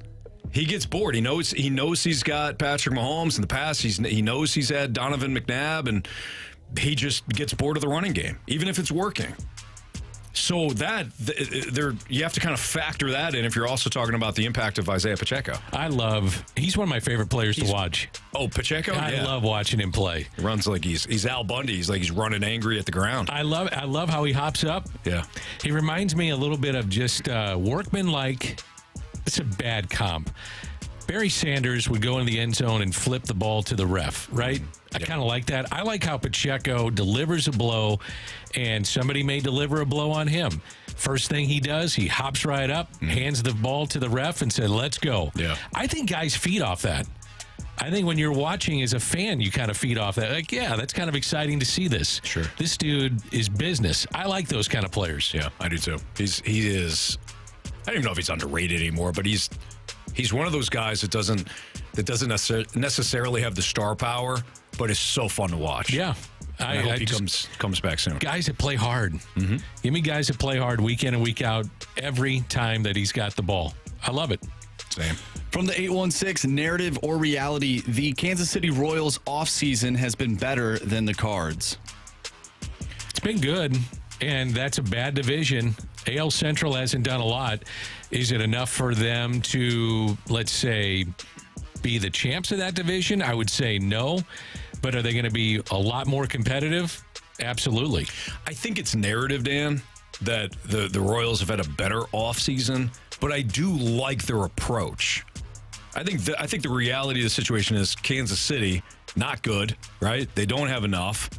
But we saw what a team like the Royals can do with Aroldis Chapman if he's having a good first half. You flip him either at the deadline or in the case of the Royals last year with Chapman, before the deadline, well before the deadline. Get guys that are on one-year deals that are trying to rebound, and you could potentially flip them at the deadline for some prospects. If you're the Royals, Cardinals could do that too. Cardinals could do that too. Yep, but they won't. Royals have spent $105 million this offseason. Have they? Fifth most in baseball. Holy smokes. Dodgers have spent $2 million? $717 million. Phillies $172. Diamondbacks $122. The Giants $113 with their big signing of the center fielder. Royals $105 with a collection of players. The Cardinals have spent $99 million. Those are the top six. Yeah, I think the Cardinals are now in the top 10 in payroll, aren't they? They're close, yeah. I think they may have moved. Well, maybe not after some of these other signings. Like the Giants spending $113 million on a single sitter. It's interesting, isn't it? I saw that. I mean, I'm watching and I'm like, okay, he makes a lot of contact. This guy better be the real deal for $100+ million. They're like, just overpay him. Okay, like we got to get somebody in here. Well, no one wants to play there. No. The crime rate. Did you read the Athletic piece? The crime rate is through the roof in San Francisco. Even Buster Posey said it. Yes. Yep. But Shohei, apparently that wasn't a big factor for Shohei. I think he just wanted to be a Dodger, but the Giants matched every penny that the Dodgers offered Shohei. Have you been to San Francisco? Yes. I mean, it's a wonderful city, and it's a great ballpark. But, man, with things that have gone like this, and the narrative is out there, maybe it's crime and unsafe and Expensive. very expensive. You're just not getting players to buy in. I saw a game there. Kristen and I were dating at the time, but we went in 2009, and we saw the Cardinals play. And Barry Zito started. So this is before the Giants won their first World Series, a year before. Before Barry Zito pitched his you-know-what off against us in the LCS. That's correct. Yeah. That game I saw Zito pitch. He hung 2 to Albert that will eventually land right in this parking lot at some point, I think, in the next 2 to 3 years. It went over McCovey's Cove and Albert just unloaded on 2 hanging breaking balls from Zito. He did that to a lot of guys. That he did. But yeah, the ballpark is awesome. All right, last one here from the 636. Narrative or reality, Ali Marmol will be out by April 15th due to a tough early schedule. Let's talk about that next on 101 ESPN.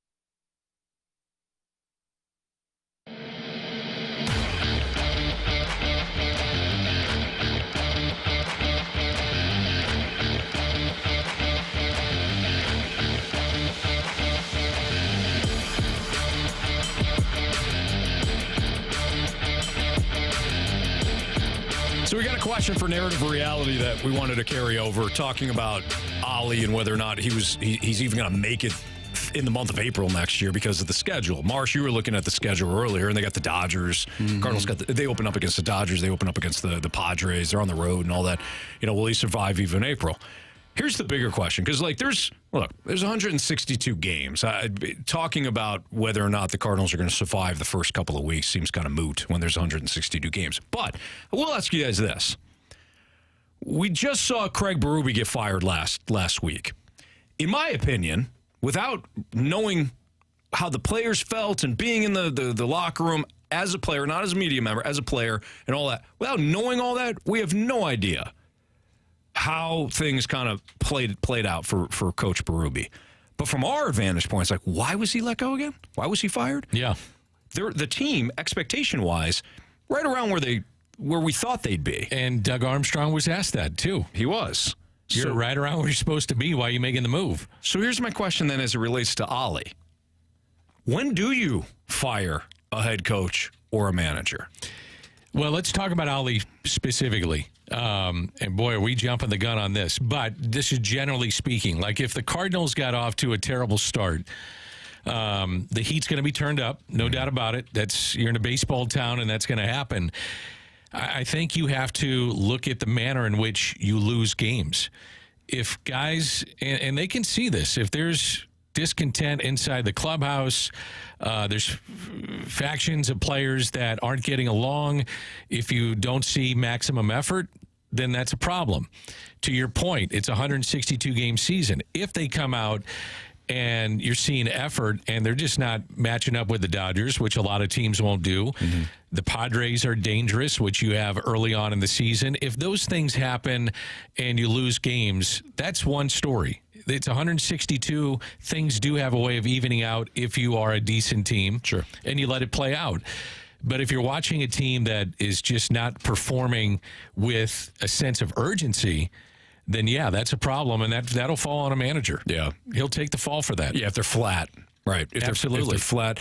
Plus, I think, too, are you getting we were just talking about the NFL, right? And you've got teams that are winning games, winning the teams that are having winning seasons when nobody expected them to based on the roster. I do think expectations have a lot to do with it. Sense of urgency. Certainly. So are you doing more with less, or are you doing less with more? If you've got a pretty good roster and they're flat and you're not getting the most out of it, that I think is when you say, hey, we've got to go in another direction here. It's not adding up. The roster looks pretty good.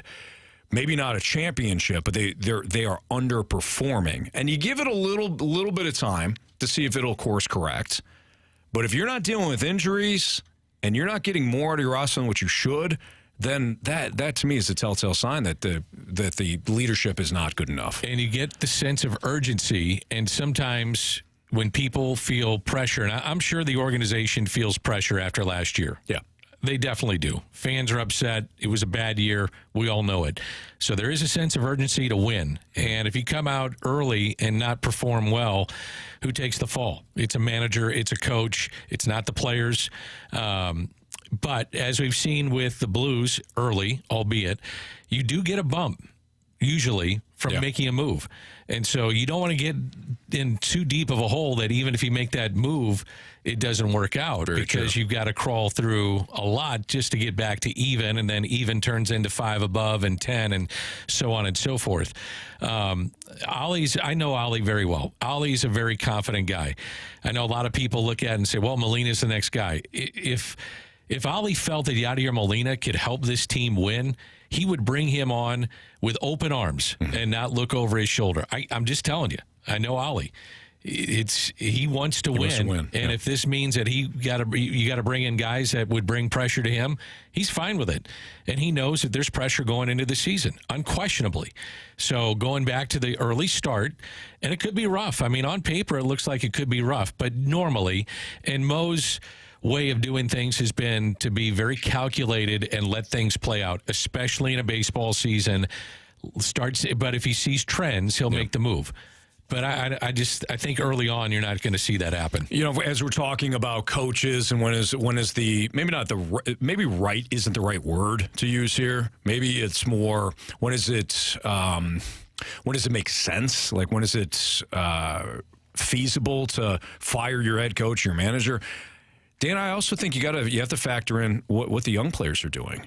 Yeah, absolutely. Growth with them, yeah. Lance, what are you going to tell Lance Lynn? What are you going to tell Paul Goldschmidt? What are you going to tell Nolan Arenado? These are pros. They know what it takes to succeed at the big league level. They've been around for quite a while. I'm not putting Goldschmidt, Arenado, Wilson Contreras, Lance Lynn, Sonny Gray's performances on Ollie. How easy, does he manage the clubhouse? That's a different story. I'll take their words, certainly, and what they have to say, for sure. If it's a bad vibe and all that, that's different. But are you getting these young guys going? Are they developing under you? Are they showing growth? That, I think, needs to be factored in, too. So, Jordan Walker, Mason Wynn, another step for Brendan Donovan. Mm-hmm. I think when you look at the lineup's not bad. I mean, the lineup should, at times, score a bunch of runs, and they should be fine. Yeah. On paper, I like it. And going back to the veteran, on paper, I do like it, too. Going back to the veterans, though, if they start to chirp, then you got problems. Certainly. That's when you got problems. The younger guys, you can't lose them either. And that's a very valid point, Anthony. I mean, you've got to make sure that they are developing in a lot of ways, not just physically on the field between the white lines, but you don't lose them because they're going to struggle. And a manager's job in a lot of ways is to get them through the season. Like, I'm sure there were some tough times for Ollie last year to get Jordan Walker through the season because the season probably got really fast on him. Mm-hmm. Young player, out of position, learning a new position, at times overmatched at the plate. You can lose guys very quickly.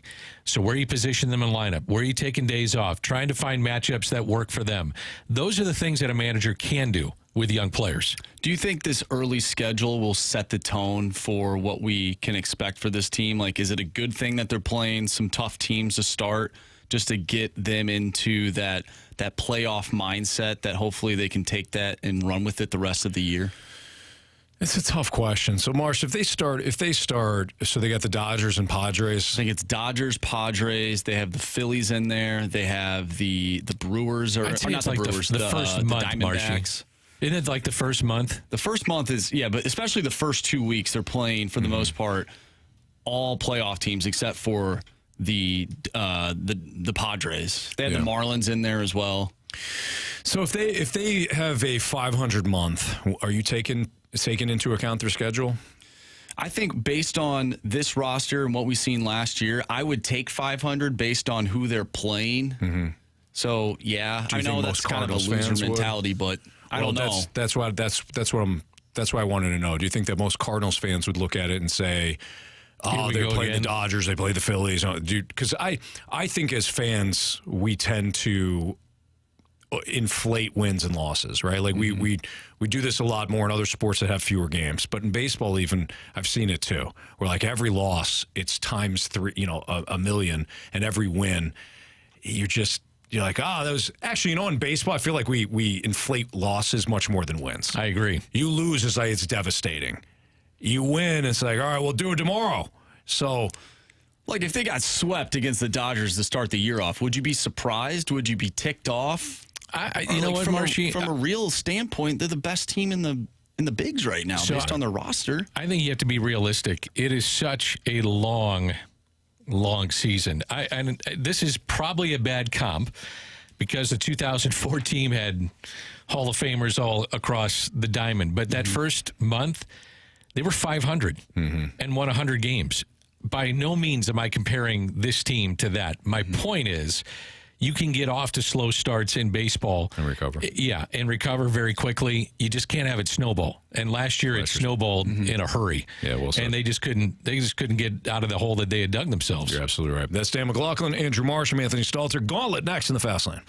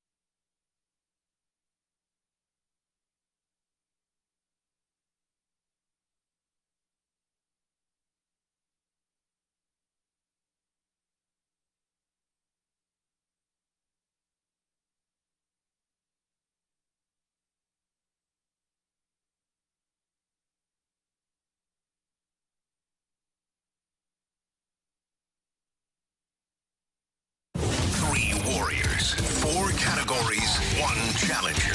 Can you master the gauntlet? Brought to you by Master, your hometown source for business communications for more than 30 years. Visit masstour.com.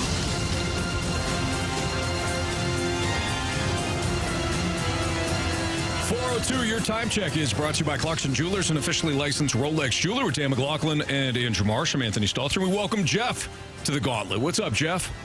What's up, boys? Thanks for playing today. First time? I played years and years ago. I've never played in a new format yet, so All right. I'm pumped. Welcome, Jeff. All right, would you like to take on Marsh or me today? Oh, man. I'll take on Marsh. Okay, there you go. So you're going to tell Marsh to spin that wheel. We'll find out what category you get, and Marsh will go to the cone of silence. So go ahead, Jeff. All right, spin that wheel, Marsh. All right, Marsh is spinning it out. Jeff, what are we hoping for today? No, gosh. You know what? The most level playing field will probably be random, to be honest. Okay. Marsh knows a little bit of everything. Dan, Yeah. you can see that wheel better than I can. What does it say? Baseball. Baseball, okay. Okay. Baseball Let's do it. is your category today. Jeff, how you feeling about that? I'm pretty. That's probably my strongest, so let's do this. Okay, good. Strength versus strength then. All right, 4 questions, Jeff. As you know, each question is worth 2 points, unless you need the options. If you ask for the options and you get the question right, that's worth 1 point. Sound good? Sounds great. Let's do it. All right, here we go. Question 1. Before he joined the Dodgers, Shohei Ohtani won the 2018 American League Rookie of the Year award as an Angel. Who was named that season's NL Rookie of the Year? So who won the NL Rookie of the Year in 2018? 2018. Yeah, I'm gonna need the options. Juan Soto, Ronald Acuna Jr., or Fernando Tatis Jr.? Tatis Jr. Final answer? All right. Question 2, Hall of Famer Craig Biggio was born on this day in 1965. The former Astro broke into the big leagues playing what position? Ooh, he caught. No, yeah, don't need the options. Catcher. Okay. All right, Jeff, question 3. Where do the World Series champion Texas Rangers play their home games? What's the name of their stadium? Oh, man, I know it's at Arlington, but you want the name of the stadium? I'm going to need the options. Globe Life Field, T-Mobile Park, or Allegiant Stadium? What was the first one? Globe Life Field. I'm going to go with Allegiant Stadium, the last one. Okay, final answer? Final answer. And question 4, whose number 14 jersey was retired by the Cardinals in 1984? Whose number 14 jersey was retired by the Cardinals organization in 1984? Oh, man. Don't want to disrespect anybody, but kind of an obscure number there, so I'm going to take the options. Marty Marion, Kenny Boyer, Tim McCarver. Man. Boyer was my dad's favorite, so he's going to kill me if I get this wrong. Man. Options one more time. Sure. Marty Marion, Kenny Boyer, Tim McCarver. Yeah. Let's go McCarver. Final answer. All right. Let's bring Marshy back in. How do you feel about what you did here on baseball? Flip a coin. I mean, few of them, I didn't know the stadium, and then the last one was kind of touch and go too. So we'll see. All right. Well, Marsh is making his way back in from the cone of silence, so hang tight, Jeff. Marsh has got his customary bottle of water, Dan. He's seemingly feeling pretty good about himself here. Sure he does. Marsh, how's the cone of silence? Yeah, it was good. Oh, he's all business today. Wow. No Mike Ryder, so no one to talk to. No, Mike already left today? Yeah. Wow. I doubt it. He's probably running around here somewhere. Keeps his place running. Yeah, he does, certainly. All right, Marsh, your category is baseball. All righty. Question number 1. Before he joined the Dodgers, Shohei Ohtani won the 2018 American League Rookie of the Year award as an Angel. Who was named that season's NL Rookie of the Year? Ooh, 2018, you say. Was it Cody Bellinger?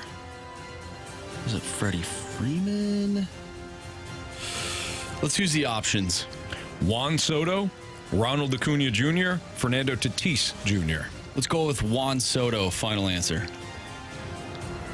Hall of Famer Craig Biggio was born on this day in 1965. The former Astro broke into the big leagues playing what position? Catcher. Final answer. Question 3. Where do the World Series champion Texas Rangers play their home games? It's like Globe. Is it Globe Life Field? Global. It's something. It's like that. I don't know what it exactly is, and I don't want to say the wrong thing. So I'm going to use the options, but I think it's like Globe Life Field or something. Options. Globe Life Field. You got to be kidding me. T-Mobile Park. Allegiant Stadium. Yeah, Globe Life Field. Final answer. Whose number 14 jersey was retired by the Cardinals in 1984? Ooh. 14? Oh, man. I'm going to need the options. That's a tough one. Okay. That's tough that I don't know it. Not that it's a tough answer. I'm sure there's a lot of people around town that know that answer. The options are Marty Marion, Ken Boyer, or Tim McCarver.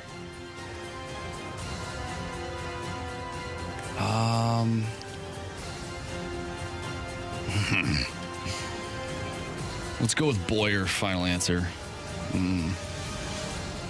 Okay. I'm sorry to everybody. All right, let's go over these. Before he joined the Dodgers, Shohei Ohtani won the 2018 American League Rookie of the Year award as an Angel. Who was named that season's NL Rookie of the Year?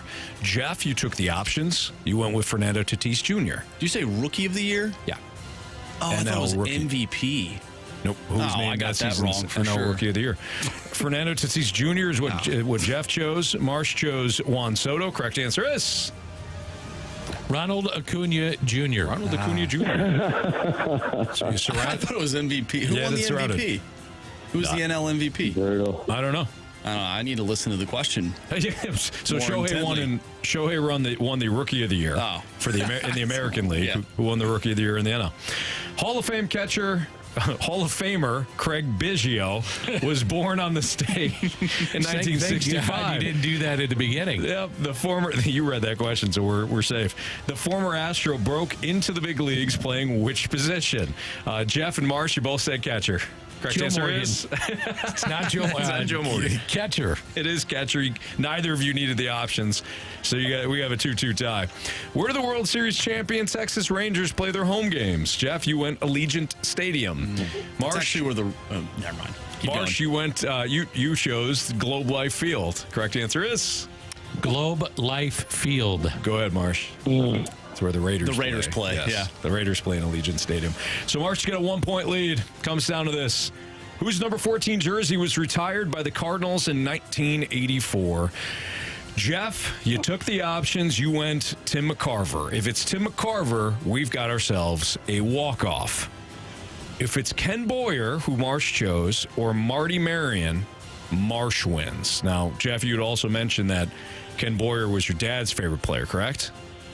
Correct. Yeah. All right. So My gosh, I hope I'm right. this one means a lot to Jeff and his entire family. Hopefully he didn't. It does. It Dan, does. And to Marsh, too. And to Marsh. Dan, did Jeff let his father down? The number man. 14 jersey was retired by the Cardinals in 1984. It belonged to the captain, Kenny Boyer. Jeff. Oh, brutal. I've chosen. He's listening too. Oh, no. Jeff, what's your dad's name? My dad's name's Ken. Oh, his dad's man. name is Ken, too. Yeah. I'm telling you what, man. Can't get worse. Can't get worse. Ken, sorry for Jeff there. He tried his best, but his name is Ken, too. Jeff, thanks for playing, man. Thanks for listening. Good job, Jeff. Thank you. Have fun, guys. Thanks. All right, thanks. All right, bye-bye. Poor Ken. Kenny Boyer. He was the captain. He died at an early age. I think he was only 51. Oh, wow. He was a Missouri native. And I think the Cardinals have retired, it's either 14 or 15 numbers. Mm-hmm. But they have, I think, 15 up on the wall in left field. Jack Buck is up there. Obviously, no number with him. And I think Hornsby does not have a number because they didn't have numbers back when he played, Sure. at least on their uniforms. So there you go, a little bit of history, and I'm probably wrong about all of it. Dan, you might know the answer to this. I was having this conversation over the weekend, but back in the day, certain players, their numbers are, on the lower end. Is that because of where they batted in the batting order? No, I think it was just where they were and what was available. Like the Yankees have, I think, 21 or 22 numbers. At some point, you start running out of numbers to give. Right. So, depending on what they gave you. And I wonder if it costs more to have like a larger number back in the day. That's why you didn't see like higher numbers. I don't know. In terms of like printing off. But back in the day, they weren't retiring numbers either. Oh, for sure. So you're getting single digits. Right. Yeah. I don't know. I just made all that up. No, it's a good question. Marsh, it sounded like you did. Yeah. I'm just going to throw that out there. Yeah, maybe I'm right. Maybe I'm wrong. You might be, though. That's the thing. You may have stumbled into something. I think the Yankees did do that, though. Oh, they did? Okay. I think the Yankees were the team that comes to mind. I think you're right about that. I think I remember doing something on the Yankees, and they did, you had 1, 2, 3 in where guys were hitting in the lineup, close to where they were hitting in the lineup. Yeah, I'll roll with it. Yeah. There you go. I made it up. All right. It's Fastlane on 101 ESPN. Let's get into the job that Drew Bannister's done thus far for the Blues and some of the things that he has seemingly corrected, at least in the early going. That's next on 101 ESPN.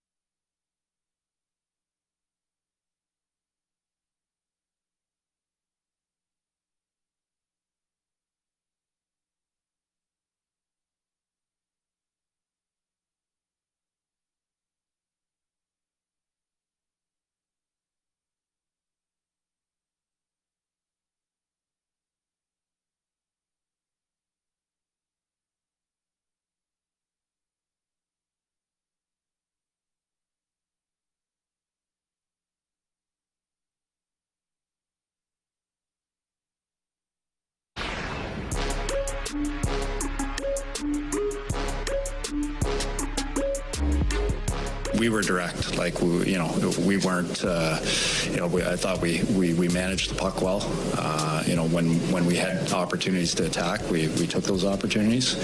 But when we were, running out of time and space, the guys managed the puck well. They made smart decisions. We were able to get on our retrievals. The second period, we had a lot of momentum going there. But, I think just the habits and details were better. Drew Bannister, the interim head coach for your St. Louis Blues, following the victory against Dallas. So nice win for the Blue Note on Saturday, Dan. They've trailed 2-0 at one point. Came back. Jordan Kyrou, couple of assists, big-time goal, power play goal.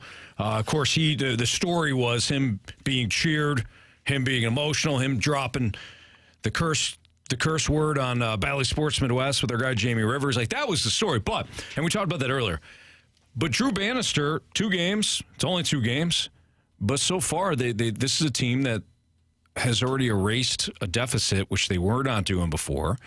And in the first game against Ottawa, they started fast. So 2 of the things that we're hoping to see more out of from the Blues when Coach Craig Berube was still here. Do you think Doug Armstrong at any point is saying, and don't take into account the 2 games, just his general approach, saying, you know what, I'm gonna wait and see with this. I'm gonna see over a long stretch of games how this team responds, and if I see the things that I was looking for in making the change, or does he have it in his mind that this is truly interim and I'm going out to get somebody else and start clean? Yeah, that's a good question. I think he probably is viewing this still as he's the interim. He's told Drew Bannister that. I mean, not even apparently, he said that. He said that in the press conference. So he's going to go with Drew Bannister as an interim.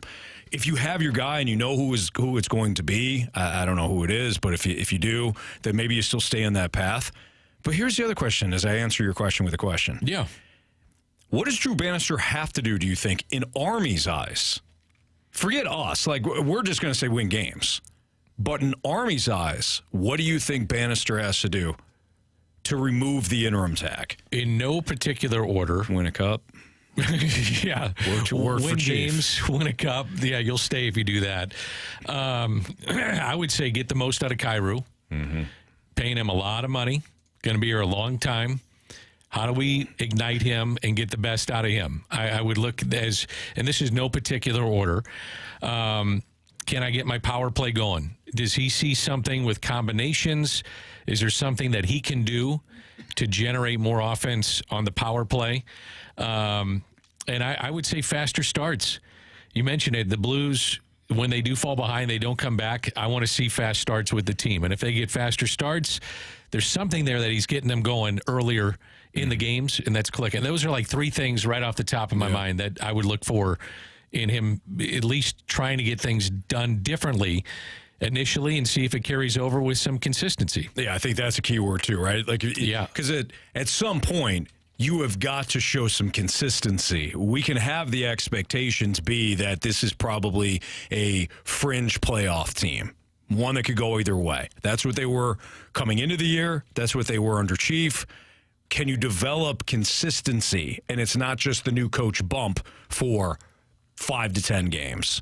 If you could do that, and then all of a sudden the expectations start to rise, then I think he's got a good shot of potentially hanging on to the gig. But let's make no mistake, he's got to win games. That's period. Even if they show progress and all that, that's not going to be enough, I don't think, in Army's eyes to keep Bannister. Yeah, I'm interested to see how this team responds after a loss under Drew Bannister, because we've seen in the past when they lose one, they end up losing, 3, 4, and that's essentially what led to the firing of Craig Berube to begin with. Mm-hmm. So I'm definitely interested to see how he approaches this group and re-energizes them after a loss, and if it's a bad loss, just to see what that's like, or it could even be a close one, and maybe his philosophy is, hey, we did a lot of right things here, but here's one thing that ended up losing the game, and how that message translates to the team. What I do think, guys, it would be a mistake if Army merely looked at what Drew Bannister does well that Chief didn't do well. I think that would be a mistake, because that would be what we've talked about now with coaches. You had mentioned that carousel, Dan, about okay, hard-nosed coach, worked for a while, then it doesn't, then let's go out and get the guy that might be a little bit more player-friendly, then the prisoners start to run the asylum, let's go back to the hard-nosed guy, and then it just winds up being this cycle. But if you view Drew Bannister as a guy that does the 5 things well that Chief didn't do well, but you don't look at the big picture, then I think you're hiring him just because you didn't like the 4 or 5 things that Chief was doing and overlook the 15 that he did well. Does that make sense? Yeah, absolutely. I think it would be a reactionary decision by Army if he went about it that way. Do you? I wonder what the fans want. Do you want one of the, for lack of a better word, a retread guy that has a name, that has been there, done it, had some success, has bounced around, but a veteran of that position, or do you just want a fresh face, and they start doing some of the things that we're talking about, and you say, you know what, I'm okay with this. Mm-hmm. May not have the resume of other NHL coaches at this level. He's got a long resume, but at this level, and as a fan, I'm okay with that, as long as I'm seeing Kyrou progress, getting the most out of him. Power play is better. Win a few games that maybe you weren't expected to win. Like you said, on Saturday, you fell behind, you came back and won. Mm-hmm. I don't know. I don't know what fans want. Period, they want winning.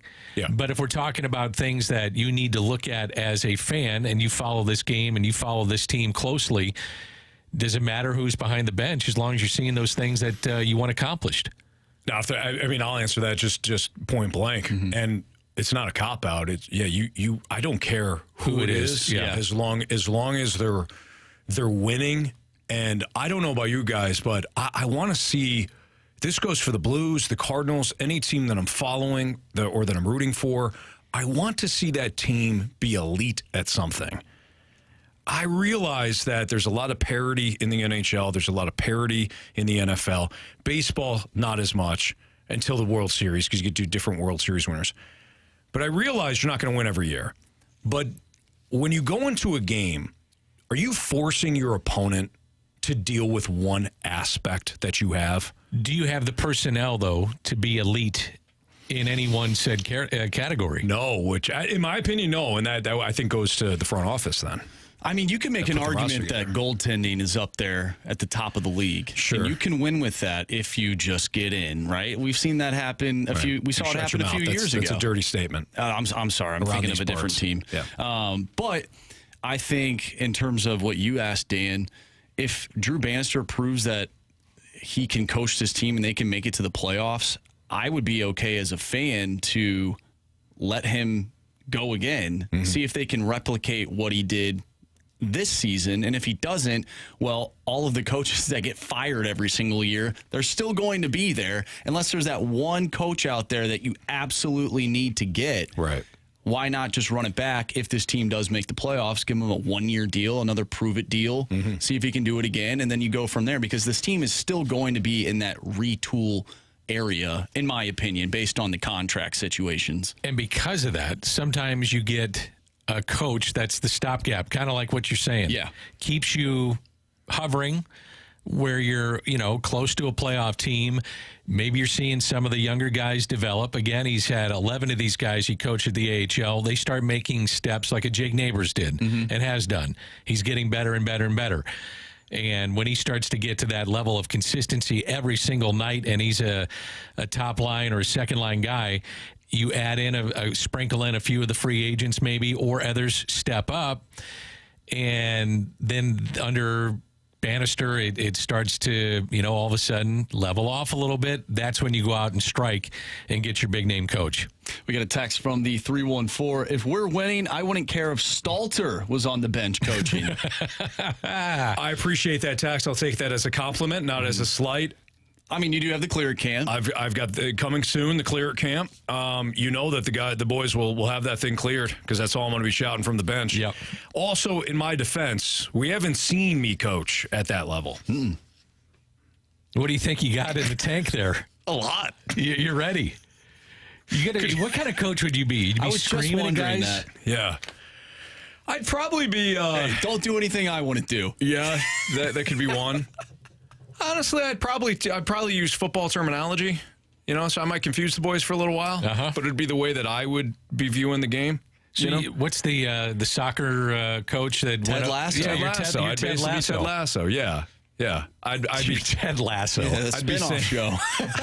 And Marshy's on the side, like giving you the playbook. Exactly. I'm Nate. My assistant coach. Exactly. Right. Except for the part where he, becomes a Diamondback and then flips. But yeah, that was weird. Well, no. Who's his assistant coach? That's who I'm thinking of. Oh, Beard? Yeah. He really studied the game and he knew what he was doing. Mm-hmm. 314, I think Stalter would be good for the San Jose Sharks, not the Blues. Sorry, not sorry.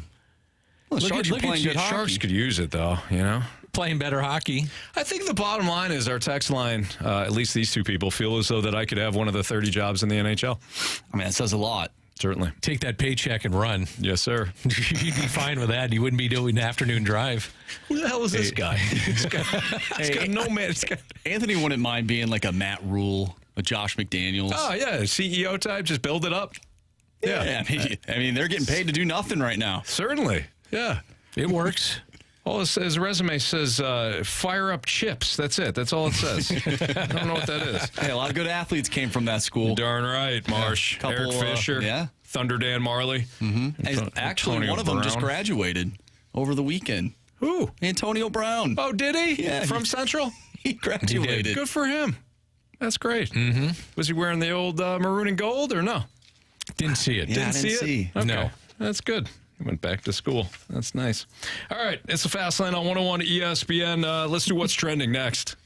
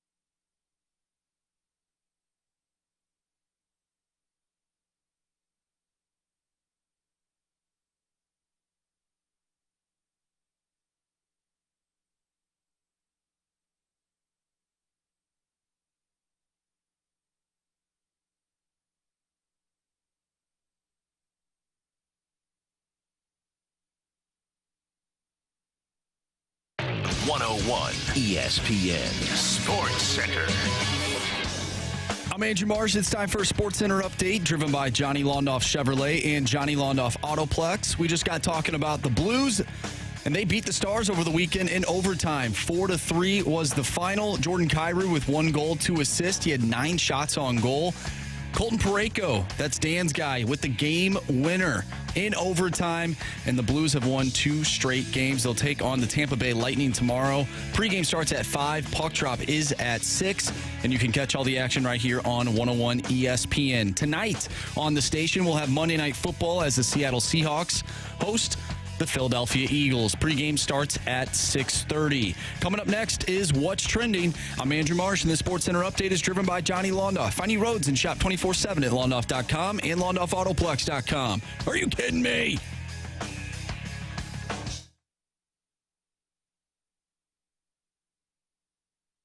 What's trending in the world of sports? The Fast Lane has you covered. What's trending now? Brought to you by Goodwill. Donate to Goodwill to win a magical Polar Express staycation.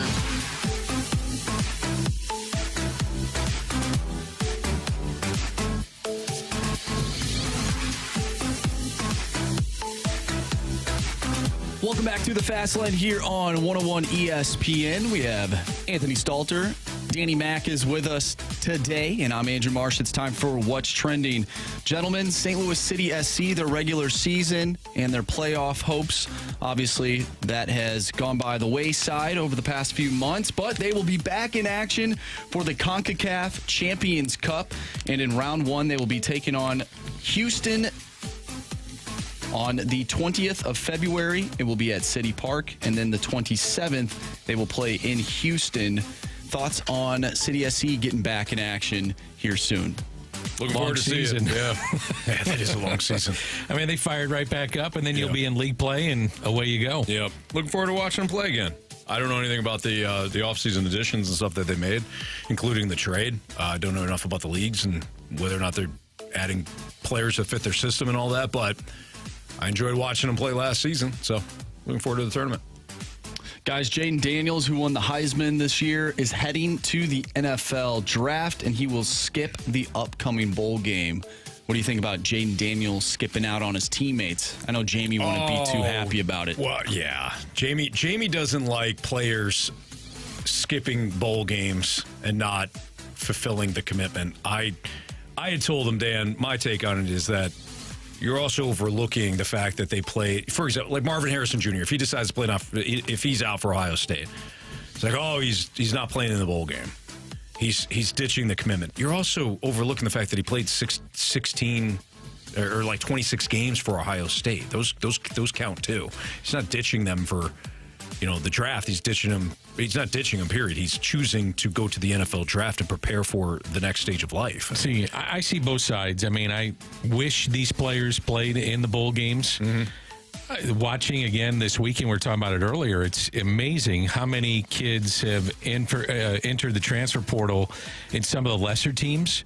So, I mean, you're going in there with a guy that hasn't taken a snap this year. Yeah. Literally, there was a game this year that the QB was a true freshman, had not taken a snap. Mm-hmm. So I understand that you don't like that. But in the big picture of life, if I've got millions of dollars on the table and I go wreck my knee for the famous Toastery Bowl, which is being played right now, I'm a little frustrated with that. I'm not really happy with my decision, and neither would my agent or my family. Right. Very so, look, in some of these lesser bowls, and even when you get to the bowls that are non-playoffs, mm-hmm. You're going to see a ton of these guys sitting. Yeah. It's just the way it goes. I'm interested to see where I think Jaden Daniels is probably going to be a top 10 pick. I'm interested to see where he goes to and his projection in the NFL. He's an exciting player. He's got athleticism. He's got arm strength. These guys are just so hard to project. Like C.J. Stroud, I thought he was a really good player at Ohio State. I did not see anywhere close to the level that he has shown at the NFL, in the NFL. I mean, his decision-making has been off the charts. I saw quicker decision-making out of Bryce Young than C.J. Stroud at college. C.J. Stroud wasn't asked to do as much at Ohio State as Bryce Young was asked to do at Alabama. Yet C.J. Stroud's going to win Rookie of the Year, and Bryce Young just got his second win yesterday, courtesy of my Craplanta Falcons. Don't you think that with Bryce Young, they need to figure out a way to get more of the Alabama system that he played in? Absolutely. Get the ball out. Yep. 3-step drop. First of all, get him under center. Get him under center. You don't. The whole reason why Bill Walsh never wanted his guys in shotgun is because if you put him under center, he can keep his eyes on the defense. If you put him in shotgun, he's got at least for 2 seconds take his eyes off the defense to look at the ball to make sure he catches the ball first. I think that's a huge deal. And if you put him under center, I think play action is more effective that way. You could do 3-5-step drop, get the ball out quickly. I don't like the system that Carolina's running. Speaking of bowl games, though, right now, big game going on. Famous Toastery Bowl, Western Kentucky taking on Old Dominion. Now, this game is being played during the day. It's the only college football game on today. One, why We've been paying attention for our friends. We have. The friends are definitely interested. They're very invested. Yes. Why is this game being played in the middle of the day on a Monday? And two, have bowl games, have they lost it? Do people care about bowl games anymore? Because there was a ton played over the weekend, and me personally, I didn't care about any of them. I think Vegas dictates a lot of this. Yeah. And there's money to be made on television. And the reason that you would put it on a Monday afternoon is that you promote the fact that there's a bowl game from, Friday night, I think was the first one, or Saturday was it morning. Saturday? Mm-hmm. Okay, Saturday morning was the first. You got Monday Night Football going tonight. You got to figure out a place to put it on a Monday. Right. Now, tomorrow, you got the game at night. Right. It's 8 o'clock. I think UTSA is playing Marshall, so not another big game. But you don't see that in the middle of the day. You're seeing that at 8 o'clock because you don't have to worry about running up into the NFL. Here's a good point, and I've thought about this too, from the 314. So should good players on pro teams that are out of the playoffs sit? They are meaningless games. It's different. A lot of them are being, all of them are being paid. They're professionals. That's the only difference from my perspective, is that you're getting paid to play. This is a professional. Now, the NIL deal, I get that. You can make it that same argument. That's where I'm going. You can make that same argument. Hey, aren't these players getting paid too? To me, I view it a little bit differently. Maybe this is just semantics, but they're still not pros. Now they're making money, but they're making money off their name, image, and likeness. They're not employed by that school like a player is employed by the Chicago Bears or whoever. So that's my take, right? I'm with you. I don't think I'm going to convince anybody otherwise on that, but you're talking about pros versus amateurs. So if you're Chip Kelly and you get what you want, which is to be paid by this, either the school, like the school gets a pool of money and everybody's paid, the kids are paid, then is there an obligation for the player to play in that bowl game? At that point, I would say yes. I do too. And if you say if you still want to opt out, that's fine. Then you don't get paid. There you go. Period. Right? You miss a day. You That's miss right. a day It's of like a work, job. and you don't have vacation days saved up. You're not getting paid that day. Yeah. We did get a text from the 314. I'm a sports nut. I watch everything. I had no idea there was a bowl game on this weekend. What? LOL. Yeah, it's not a bowl game. You had like 6. You had 6 bowl games and 1 today. What are you doing, sports nut? Watching everything. Hey, you're not watching the famous Toastery Bowl. Where Old Dominion took a 28-0 lead, and now Western Kentucky's right back in this thing. In a point spread, I think, for my friends, of 6.5? About 6.5. Yeah, it'd be really cool if they tied. If the Hilltoppers could tie this game, just for the excitement. If you're the Hilltoppers, okay, and you're playing in the famous Toastery Bowl, and you were down 28-0 in the first quarter, and you come all the way back, playing with house money. You're playing with house money. Do you go for 2? I say yes. I do too. You don't play for OT. You got all the momentum. You would like to see OT for some friends, although it wouldn't matter because you score a touchdown, it's over. 6.5, you get the hook. Just saying. Just throwing that out there, Dan. Yeah. Just throwing that out there. So I'm going for 2. I'm crossing my fingers for these friends. The old Western Kentucky Hilltoppers, yeah. Oh, by the way, when I mentioned the text line, at least 2 people saying, hey, this guy can coach in the NHL, meaning me. Yeah. One of the 30 jobs. I was thinking of baseball. There's 32 teams in the NHL, Dan. Well, you're all over it. I cut Vegas and Seattle right out. We did get a text from the 636. There's 32 teams. You jack something. You jack blank. Yeah. But you we don't want to more say curse words. You were more focused, though, I think, on the fact that there was like 2 quick hooks of coaches recently, and you just eliminated those two teams as not possibilities for you to coach. Yeah, Dan, I appreciate the backup on that. I thank you. No problem, buddy. We're going to get you a gig. Neighbor Dave also texted in. Remember when Marsh? Neighbor Dave, my guy, Neighbor Dave. Marsh was talking about the numbers in baseball lining up with the batting order. You know, did former teams do this way back in the day? Neighbor Dave says Yankees did. Yankees did numbers where you hit in the lineup. And Dan, I think you had brought it. You said, I think the Yankees just do that. Yeah, they did. Neighbor Dave says yes. I believe him. I mean, if Gehrig, that makes sense. Neighbor Dave knows his stuff. If Neighbor Dave said that Elon Musk was trying to buy Anheuser-Busch, I'd probably believe him. Yeah, if Jamie says it because he was farting around on Twitter, that'd be different. He said that one time. Jamie. Yeah. So, but if Neighbor Dave says something, I mean, you got to take that to the bank. Right. Absolutely. All right, it's the Fast Lane on 101 ESPN. Are the Cardinals built to withstand the first few weeks of the season? We talked about this earlier. You know what would help if, they got more pitching, even more pitching than they have right now. Ken Rosenthal put together an article for The Athletic highlighting, now that Tyler Glass was traded to the Dodgers, highlighting some of the other pitchers that could be available. Are we interested in any of them? That's next on 101 ESPN.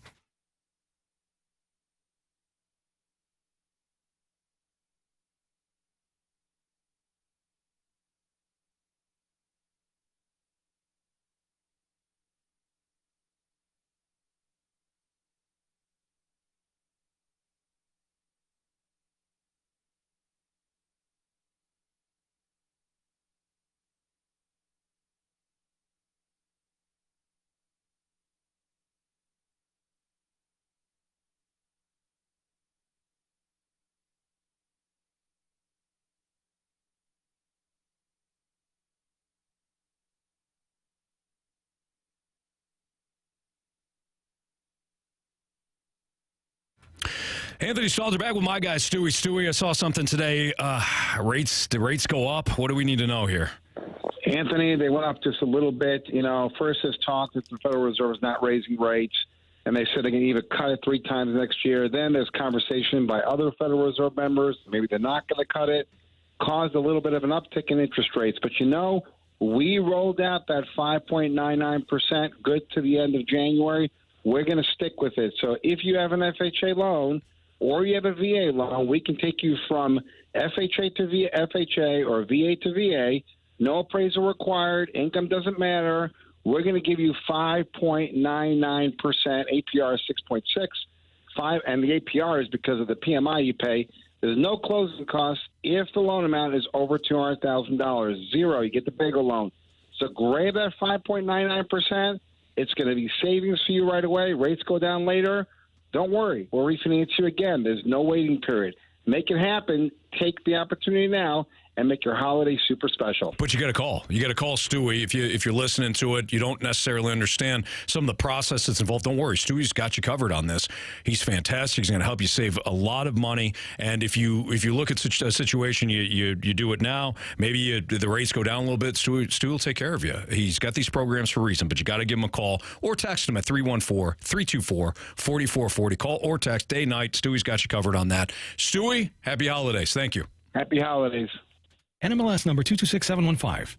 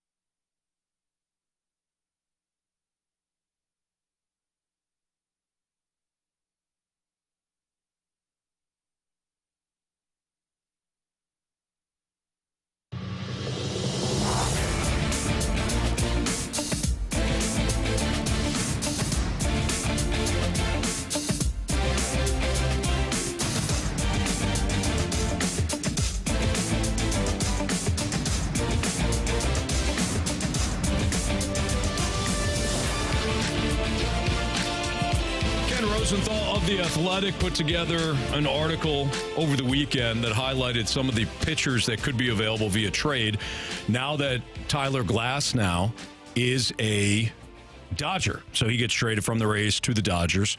The one name, Dan, that everybody continues to talk about, of course, is Dylan Cease. And whether or not the White Sox decide to trade him or not, it remains to be seen.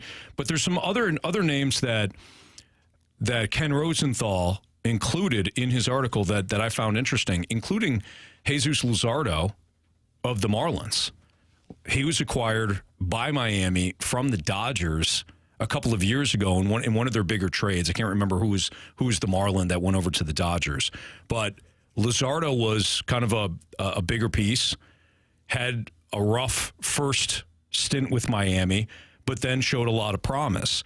He might be somebody that the Cardinals could acquire that wouldn't break the bank in terms of prospects, but could wind up being somebody that would pitch up into their rotation. The other thing is cost control. 3 years of club control. And they also have Edward Cabrera, 5 of those interest years that you think about, that would be somebody you think about for sure, excuse me, and making a move like that. Looking at club control would be something that would be very important. And that seems to be, if they're going to make a trade with pitching, typically it's been, what can we get club control? And by the way, Old Dominion just up by 1. So that just in the famous Toastery Bowl. They just Western Kentucky just scored a touchdown with 19 seconds left. I just love how we got a text that said, I love myself some sports. I watch everything, and I'm not making fun of the texter, but it's like, I didn't even know these bowl games were on, and now we're updating everybody on the famous Toastery Bowl. Western Kentucky, massive mistake, guys, going for 1. Yeah. I mean, you've got all the momentum. Why not? 100%. Why not? Hey, they're tired, you know. You just got to go for 1. Just saw some friends throwing their hats down. Old Dominion's tired. You got to go for 2. It's just hilarious. Sorry, Dan. You were breaking down. You were actually talking about something that people care about. No, I was just saying, I worry about those friends. It took my attention away. I look for cost control, club control, you know, and that typically has been, if they're going to go in the trade market, that's where they have gone. Now, what would be the assets going back? That's something that would concern. Like Nolan Gorman is interesting to me. Young kid, back issues. Where are you at with him? Left-handed power hitting is missing in the game. You've got one right there in your backyard. Right. You know, Brendan Donovan I look at as being my everyday second baseman. Tommy Edman looks to be my everyday center fielder. These are guys that you would think about as trade chips. And with the way that I'm looking at the rotation that currently constructed, would I like to see them make another move? Certainly I would, but I don't think they will. I think it's going to be more of a focus on their bullpen. You know, since you brought up Gorman, I would give up Gorman in a deal that's going to net me an ace, but he better be an ace. Dylan Cease is a really good pitcher. Is he somebody that would give up Gorman to acquire? I don't know. Because it's Gorman, because, like you said, it's the left-handed power. And club control. Young, cost, exactly. So I'm not giving up something that I don't have, that I don't have a surplus of, right? Because you want to make a deal where you have a surplus of something. If it's going to cost you a couple of younger prospects, you know, I think Mo did a good job of getting all those young pitchers at the deadline last year. Now, if you want to couple some of those guys up to go out and get your, you know, a mid-rotation guy like Jesus Luzardo, great. I don't want to give up Gorman. I don't either.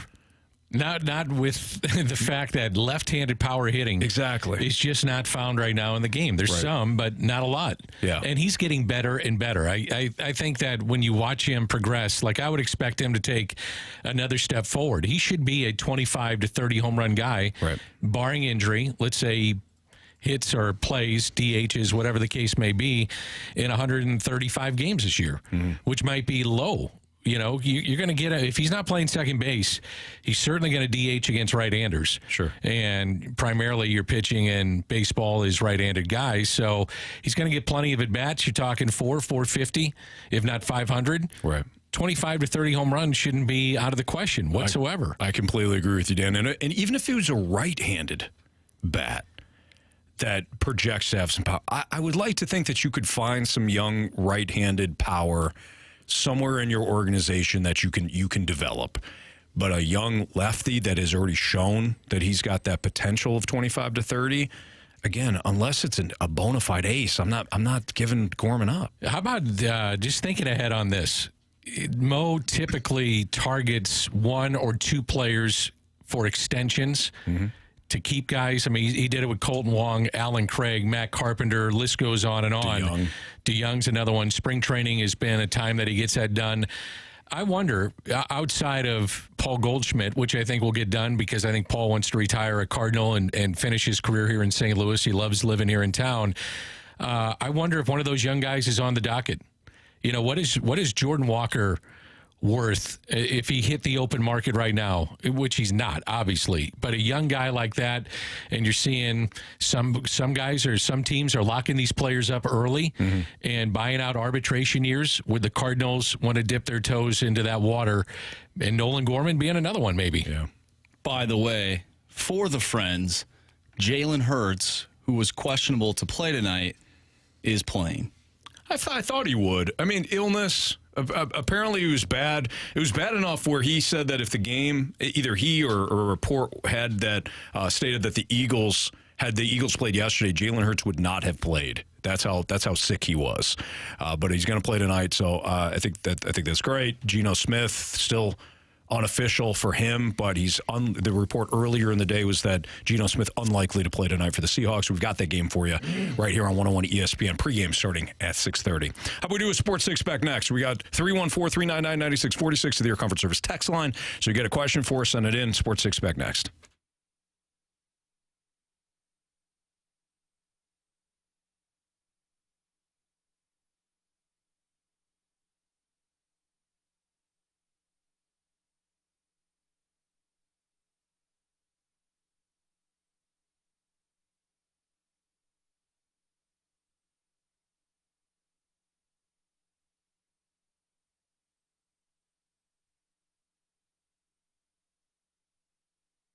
The Missouri Athletic Club, great spot. Great spot for me, great spot for the family. I enjoy looking at all the events that the Missouri Athletic Club has to offer when it comes to the West Clubhouse or maybe the downtown spot. The downtown location usually hosts bigger events, but it's always done to the nines. They always do a great job at the Missouri Athletic Club. And then during the week, I just enjoy going down there. A lot of times I see my guy Dan McLaughlin down there, usually getting himself a good workout in, maybe a steam as well for Dan. Yeah, mostly in the steam. But when it comes to Missouri Athletic Club, we're getting a workout in, taking advantage of a lot of the club amenities. I a lot of times I get my work done, prep work done at the Missouri Athletic Club. Great spot. That's my MAC.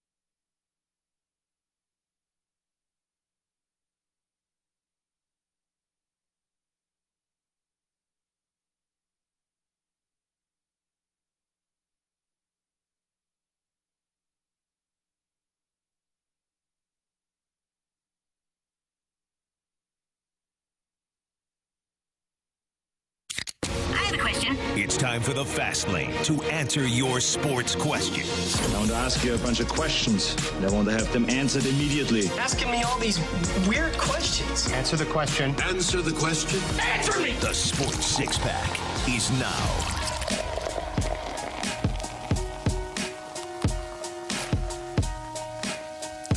.501. Your time check is brought to you by Clarkson Jewelers, an officially licensed Rolex jeweler with Dan McLaughlin. I'm Anthony Stalter. Appreciate everybody joining us here in the Fast Lane. Here's Andrew Marsh with your questions. Question one, number please. one.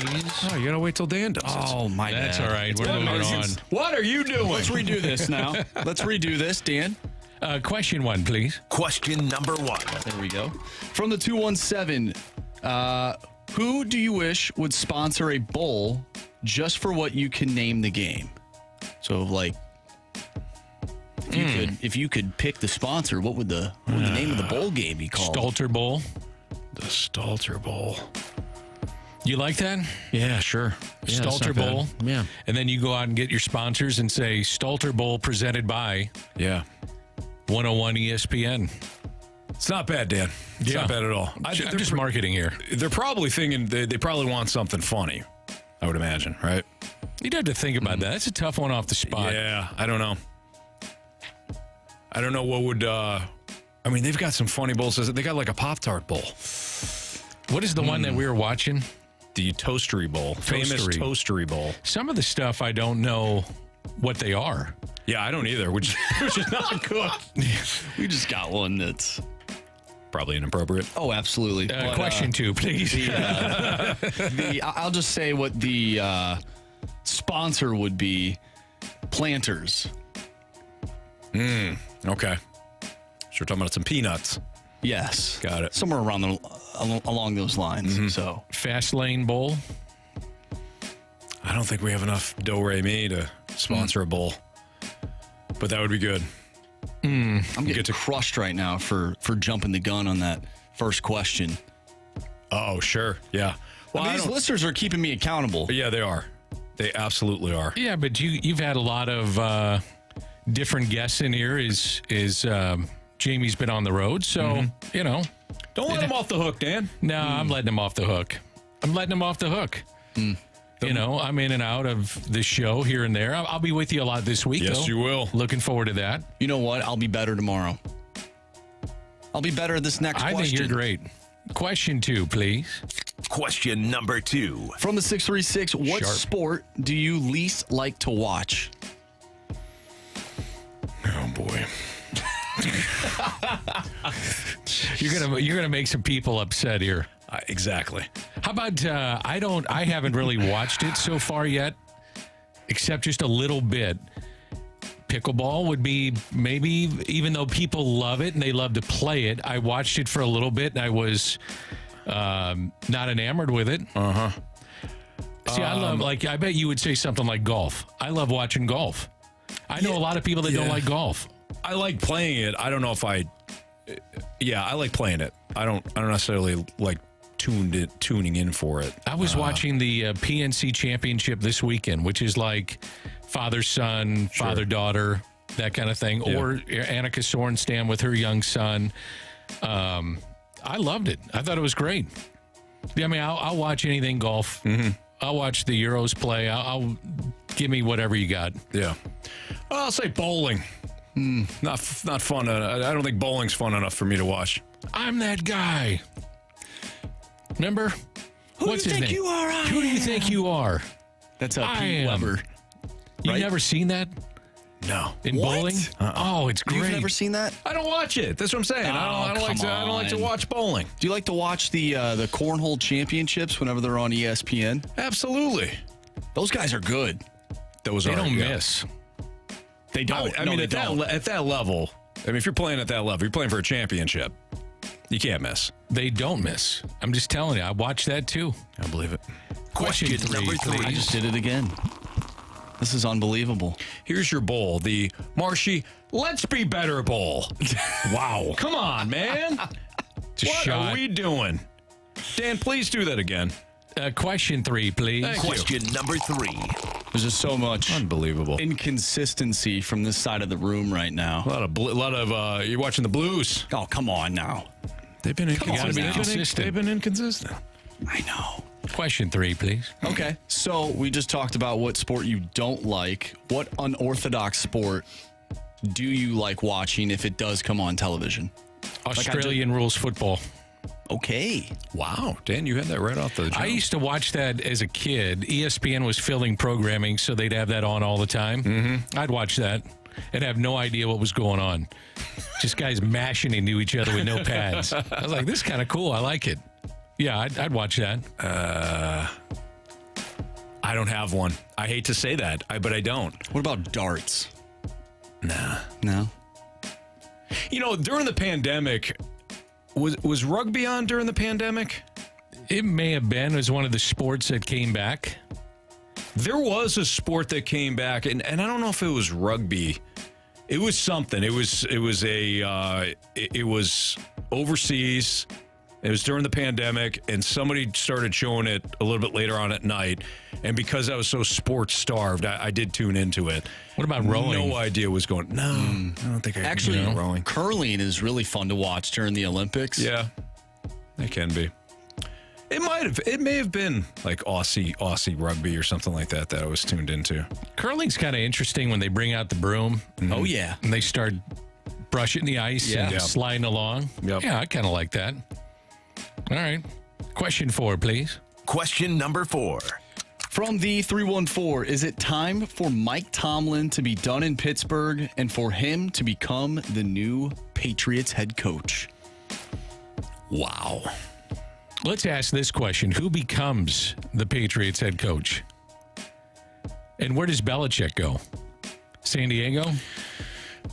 Last week I said Buffalo, but they're not now. Not now. At least not yet. No. I would love to see Belichick go to the Patriots. I'm sorry, the Patriots, idiot. Chargers. That's where I'm saying. That's where I'd go. Yeah. Did you just say that? Yeah. A couple minutes ago. My bad. Yeah. So I would like to see Belichick go to the Chargers and coach there, and then I think Tomlin would be perfect in Atlanta after they fire the mustache man for his incompetency.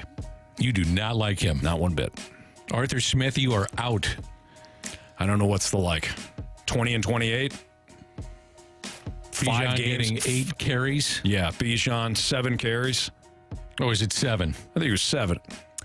Probably 8 touches. Probably. Either way, it wasn't 8 enough. touches for 14 yards. 8 touches for 14 yards. One for every 0.1 point he had in fantasy football this week. Yeah. Yeah. So Tomlin to Atlanta and Belichick to the Chargers. I like that. Is that good? Yeah. Mm-hmm. And then Josh McDaniels to Pittsburgh.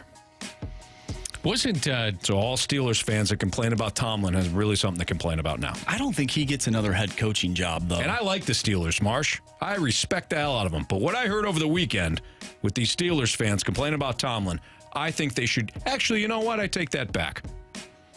You ready for this? Belichick to the Chargers. Tomlin to Atlanta. Arthur Smith to Pittsburgh. And they keep Trubisky. And he starts Trubisky.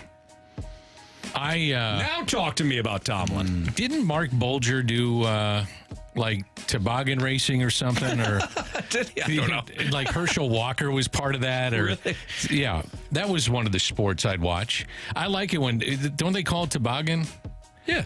I mean, that is a sport, but I don't know. Yeah. I don't know if he was a in part the of it. Olympics. I think he did that. The toboggan races? Yeah, that's kind of a random sport I'd watch. Sure. They go very fast and can slide on their heads sometimes, and it gets scary. That's true. Now, that's not the same as like the luge, right? I don't think so. Okay. But yet I don't know. Luge lessons. Go ahead, Dan, before. Question 5, please. Yeah. Question number 5. I've been kind of quick today. Yeah, you know Marsh. From the 314, are we sleeping on Lamar Jackson as the MVP in the NFL? I was making that I made that run a couple of weeks ago, but I did too. I was with you. Yeah, maybe a month ago or so now, but I don't think so now. I don't think he's got the overall numbers. I think he has played he's played better than the numbers would indicate.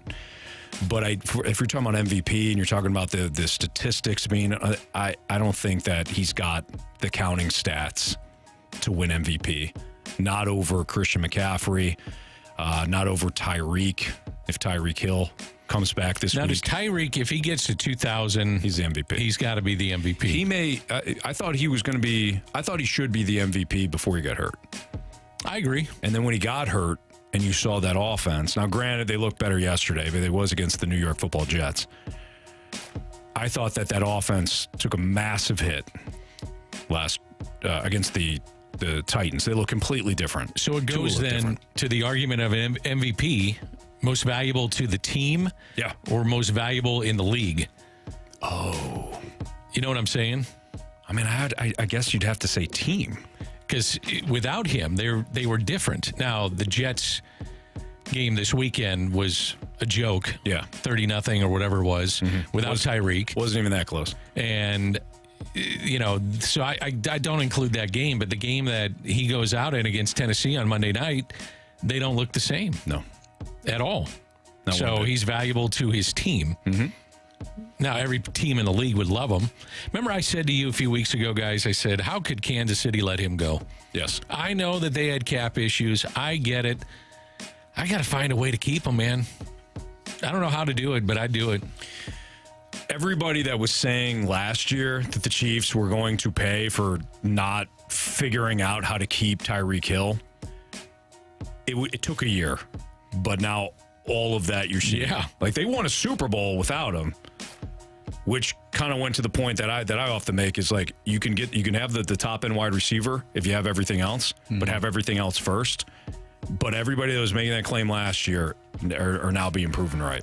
Do you guys have an update on the Western Kentucky game? Because ESPN cut to Monday Night Football. Yeah, Western Kentucky just won in OT. Did they? They blocked an Old Dominion field goal and then kicked the game-winning field goal themselves.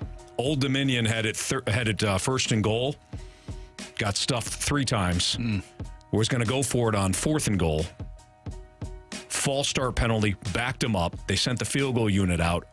Western Kentucky blocked the field goal and then won it in overtime. Boy, my friends are those Hilltoppers. They're happy. You know, when they were down, crazy when the friends. Hilltoppers were down 28-0, I said to you guys, "Ain't no hill for a climber." No, you sure did.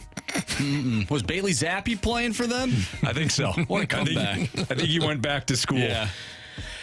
Question 6 or break, please. Question number 6. Might as well do the 6. All right, from the 618, what professional sport could an average Joe play and not completely suck for a full game or match? That's a good question. Of the top 4? Of the main 4? Or just any sport? I think just any sport. It's got to be any sport. Because the average Joe went out and played the main 4 is getting killed. Yeah. Out of the top. Come on. Out of the main 4, though. Because that's more fun. Like, okay, out let's of do the main 4. Let's do the main 4. Let's just say young, pretty good athlete, but not a pro. I'm immediately getting rid of hockey because you need to know how to skate before you can do anything. Sure. And football, they're probably. I'd send that guy over the middle and just see what happens. Even in today's game. Yeah. Good luck. Yeah. Alligator arms. I duck. I just slide. Wow. I mean, maybe basketball. Maybe if you can shoot. What about if you were the in baseball? Just. You knew he was going to strike out, but I could at least throw him out there on defense. Maybe. I mean, there's going to be some rockets hit at you. Yes. And even then, if you close your eyes and the ball, throw your body in front of it. Yeah, went into your glove somehow. These guys are still cooking. Like, there's a reason why these guys have the arms that they do. Yeah. What about like a long snapper? Even then, like that is tough. There's not a ton of great long snappers in the NFL. There's only 30, 32. I'm going to say basketball. I'm going to say basketball. What if you weren't competing in the main 4? Could you do curling? I mean, there's some technique with that. Yeah. I'm not saying anybody can do it, but at least there's not an athletic component to it. Like even in NASCAR racing, and you say, "Oh, I could drive faster." There's a lot to that. The force of the car. Right. Yeah. I mean, they have a ton of little buttons on their steering wheel, at least in like F1 racing. It looks like more complicated than a video game. I feel like there's a lot of math involved. What if you made somebody a punter or let them be the kickoff guy? I mean, they'd be terrible, but yeah, I mean, they let them kick it 20 yards and get off the field. They could just get, be. what What about about this? a gunner? They won't get killed. Could you be a gunner? You run out of bounds and then You just you'd run get crushed. downfield. Yeah, you'd still get You'd killed. get crushed. Yeah, You think so? Yeah, because you have to eventually get back in, or else You'd be it's a like penalty. Vince Papale. Vince Papale, before he actually, made a big play. My man could play though. Oh yeah, Vince Papale, Mr. Invincible. That was a movie, right? Invincible. Yeah, Invincible. Yeah. All right. I interviewed the real Vince Papale one time for a different job. Nicest guy in the world. Awesome dude. Really? Yeah. Vince Papale, for those that don't know, he played under Dick Vermeil with the Eagles. Walked on. Wound up making Mark the team. Wahlberg was... Mark Wahlberg was... Documentary about his life. Yeah. On Disney Plus. You can watch it. There you go. Marsh has got it covered. All right. It's a Fast Lane on 101 ESPN. Dan McLaughlin filling in for Jamie Rivers. I'm Anthony Stalter. Dan, what do you want to talk about next? Dealer's choice for you. Whatever you want. It'll be like the Gauntlet. We'll just we'll roll the... You want to roll the dice? Yeah, roll the dice on this one. Okay. Sports, please. Sports, please. Next on 101 ESPN.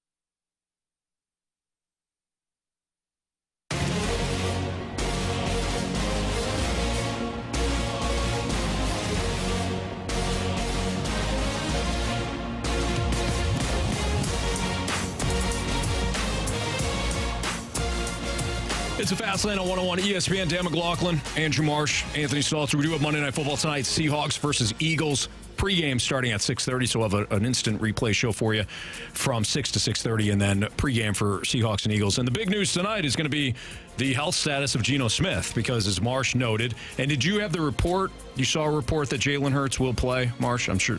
Yeah, I did, and we had some people texting in on the text line saying he would play.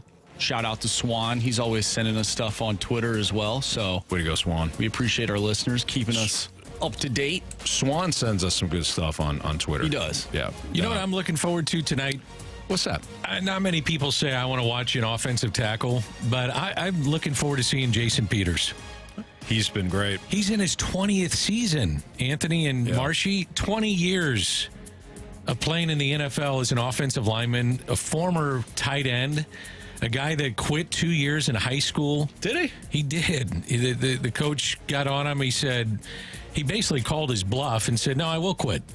And he quit. And he was such a great athlete and could move, and footwork was unbelievable. And then they convinced him to move to offensive line, and he's been in the league for 20 years, man. Yeah, that's quite a career. That's incredible. I think there's only like maybe 5 or 6 guys, offensive linemen, that have played 20 or more years. I remember seeing Jackie Slater do it when he was with the Rams. Came back and did it here in St. Louis. But I don't know, man. I think that's just amazing. 20th season in the league, and especially playing at a high level. Yeah, especially that position where you're gonna be. It's a car wreck every game. And to be as durable as he's been and as good as he's been, that's certainly he's a very decorated player. I think he's had 9 Pro Bowls. Yeah, Super Bowl ring. He's been great. Makes me emotional. So here's the other question too: how bad do the Cowboys need the Seahawks to win tonight?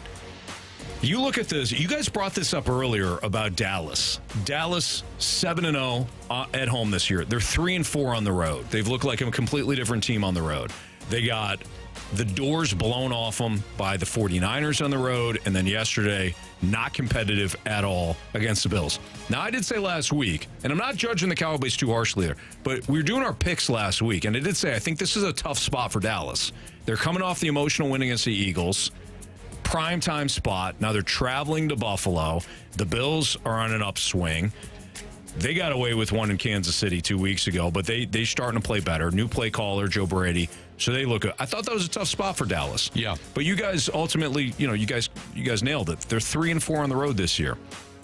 If they do not win the division, and as of right now, if the Eagles win tonight, they'd be a game back again. So they would have given up that lead already.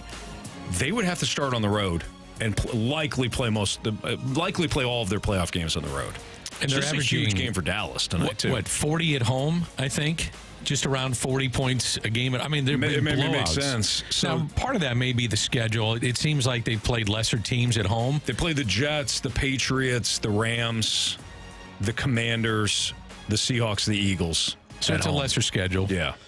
On the road, the Giants, Cardinals, 49ers, Chargers, Eagles, Panthers, Bills. They played a softer schedule overall, but still, they're two big games. They're 3 big games on the road. 49ers, obviously the Eagles, and then the Bills. Yeah. So this winds up being a big one for Dallas, too. If you're a Cowboys fan, are you confident in this team? Like, you see what they can do when they're on, but as we progress through the late part of the season, this team, they never seem to be able to put it all together, especially in the playoffs. I know last year they defeated Tom Brady and they beat the Bucs. Yeah, I don't count that. It was Brady, but he's like 50 years old, and they won the division as a losing team. I think, Marsh, if you're a Cowboys fan, you're skeptical until somebody else criticizes the Cowboys, and then you trash them. I think that's kind of the Cowboy fan way. So you can talk bad about your own team, but the moment you hear a national person do it, even if they're saying exactly what you are, you have to basically verbally attack them. Like Dom from The Athletic when he talks about the Blues. Yes. Yeah, that's a perfect example. Like a Cowboy fan could say, man, we're not going to win in the playoffs this year. They'll blow it. They always do. And then Marsh says the exact same thing, and then you have to attack Marsh. That's the and Cowboy. then they attack you too. That's the Cowboy fan. Yeah, for me, for some reason, Yeah. I've been good to your Cowboys. So, Anthony, you being a football guy, this is a huge game for the Eagles, too. Their defense ranks 25th in the NFL. They actually have allowed 10 straight scoring drives, and they make a change coaching-wise and where guys are late in the season. The Eagles are reeling a little bit. Big time. This is a big game for them. Matt Patricia is calling their defensive plays. Matt Patricia. I like it when he puts the number 2 pencil up in his up by his ear. Yeah, just trying to be Belichick. Yeah. What kind of pencil do you think it is? You think it's like a Dixon Ticonderoga pencil? Is that an actual company? Wow, that just rolled right off the tongue. Yeah. Were you a pencil salesman before this job? You selling pencils on the side, Marshy? Look it up. I'm more of a mechanical guy now, but the old mechanical pencil. Well, yeah, it's easier. You don't have to, you don't have to get in there and actually sharpen the pencil because That's then it gets true. short. Yeah, you're just ready to go. I'm ready to go. As Couple long clicks, as get the lead from the store. Boy, Marsh, I did not expect you to know as much about pencils. That's interesting. But that's good stuff. Yeah. Cowboys smoke and mirrors? Yeah. Yeah. They got to win on the road, man. What about the Chiefs? No. So still believing in I still believe in the Chiefs. Not as much as I did, but I still believe in them. I won't say they're smoke and mirrors. I don't like the way that they've necessarily been playing. I know they won this week, but they played a terrible football team. But that is a team with playoff pedigree. And when you get that type of team, those players that have been through the gauntlet of the playoffs and the full season and into the playoffs, some teams, they can't weather that storm, even though they're good regular season teams. The Chiefs have. So I won't necessarily count them out because of that. All right, fair. All right, it's Fastlane on 101 ESPN. We'll have our biggest question of the day next.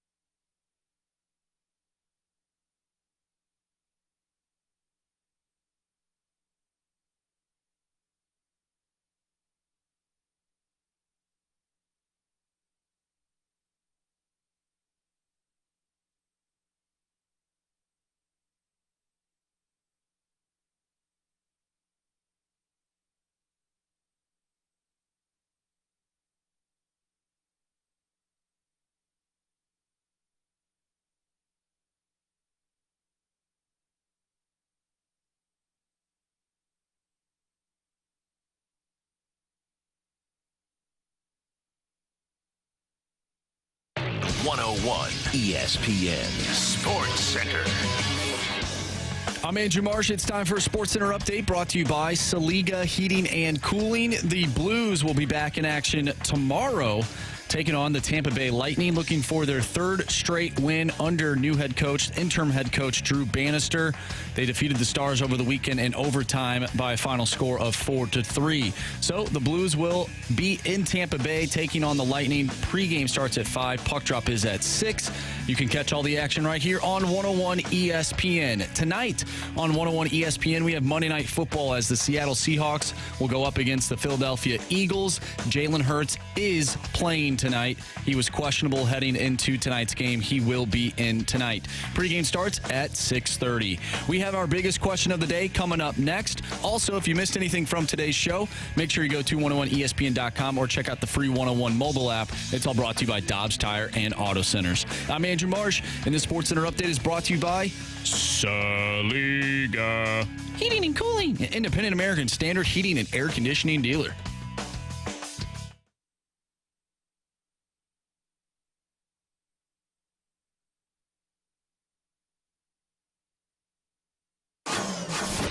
It's time for the Fast Lane's biggest question of the day.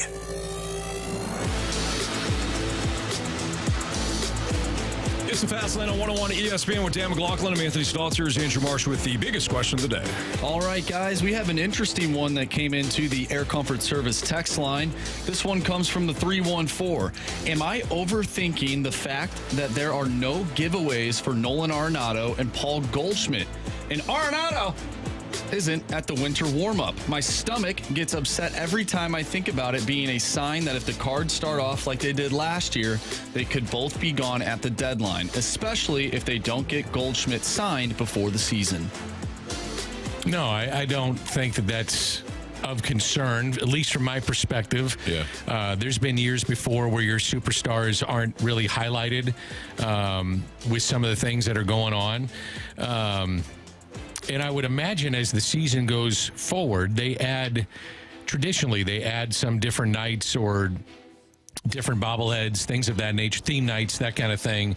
And a player like that of their ilk will be featured with something that, pertains to that night. And those guys are the name, image, and likeness, if you will, of that particular event. So I don't look too much into it. I don't either. I think, too, that we've heard enough about Paul Goldschmidt wanting to stay here that I think good point. Giving him another deal, whether it's a 1-year deal with an or 2-year deal with an option, or just another 1-year deal, and they kind of go year to year with him. I think that he wants to be here. He likely will stay here, and they'll just either go year to year or 2-year deal with an option. As far as Arenado, he decided twice not to opt out. He's got a no trade clause. If there's some inkling that he wants to go to the Dodgers because that's his home team or whatever, okay. But he's part of this. So if you're losing, he's part of it. If you're winning, he's part of it. I never understood the whole, you're wasting Arenado and Goldschmidt. They're your top players. Those are the guys that are making the most money. They're part of this. So if you're losing like last year, unfortunately, Arenado, whether he's banged up or not, he didn't have his best year. So I think we need to look at it as if the Cardinals are going to get better, he's got to get back to where he was in his prime too. And I think he will. But he would, Dan, correct me if I'm wrong, I think he would tell you that he didn't play up to his capabilities defensively. Well, he said it. He said as much too. The thing too about Arenado is that if you're looking for a place to go that he would waive this no trade clause for, I would imagine, as you mentioned, it's the Dodgers. Here's the problem. Cardinals, what do they need or want? Pitching. And the Dodgers, while in a year, are going to be absolutely loaded with Ohtani coming back. They've got another player coming off of Tommy John. Walker Buehler. Yeah, they're going to be loaded with pitching. But in the immediate, they need pitching too. Mm-hmm. And it just doesn't seem like that would match up properly. And, he wants to be here too. So I'm with you. I think as they go, probably this team goes offensively. So a lot is going to be put on their shoulders to perform. It's going to be a really interesting year all the way around. Interesting from the front office, interesting from Ollie's perspective, interesting from the players' perspective. You know, Ryan Helsley saying on the podcast a couple of weeks ago how there may have been kind of some attitude, I'm paraphrasing, okay, but maybe some attitude problems a year ago. Guys being ticked off and maybe pouty even and not focused on what they had to do. Maybe some complacency at the start of the year. Just, we show up, we'll win. Isn't that losing, though? I mean, losing, sure. You always hear about those things. I've been around teams where guys didn't get along. Man, they won a whole hell of a lot of games. Yeah. You just didn't hear about it. It's part of the whole, I guess, atmosphere of losing. Mm-hmm.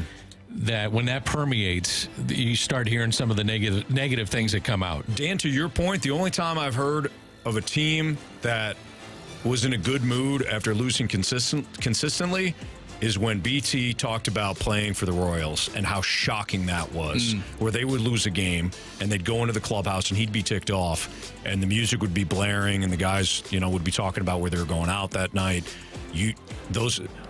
Those players don't last. No, those teams don't. Those teams don't last. They don't win games. You're right. If you're losing, you're ticked off, you're in a bad mood, all that. You want to be. I mean, you'd get around the Cardinals after a loss with some of those really good teams, and you could hear a pin drop. Now, not all the time, because it's a long season, and you're going to lose some games. You're going to have some laughers for the other side, and that's just how the sport goes.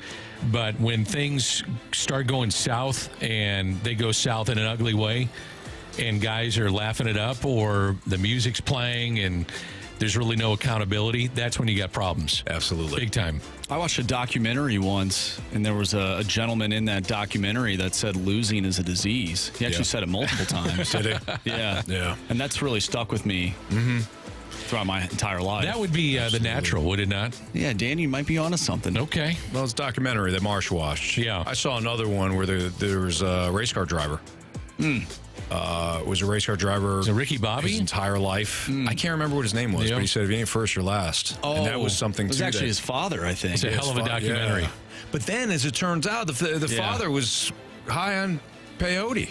Yeah.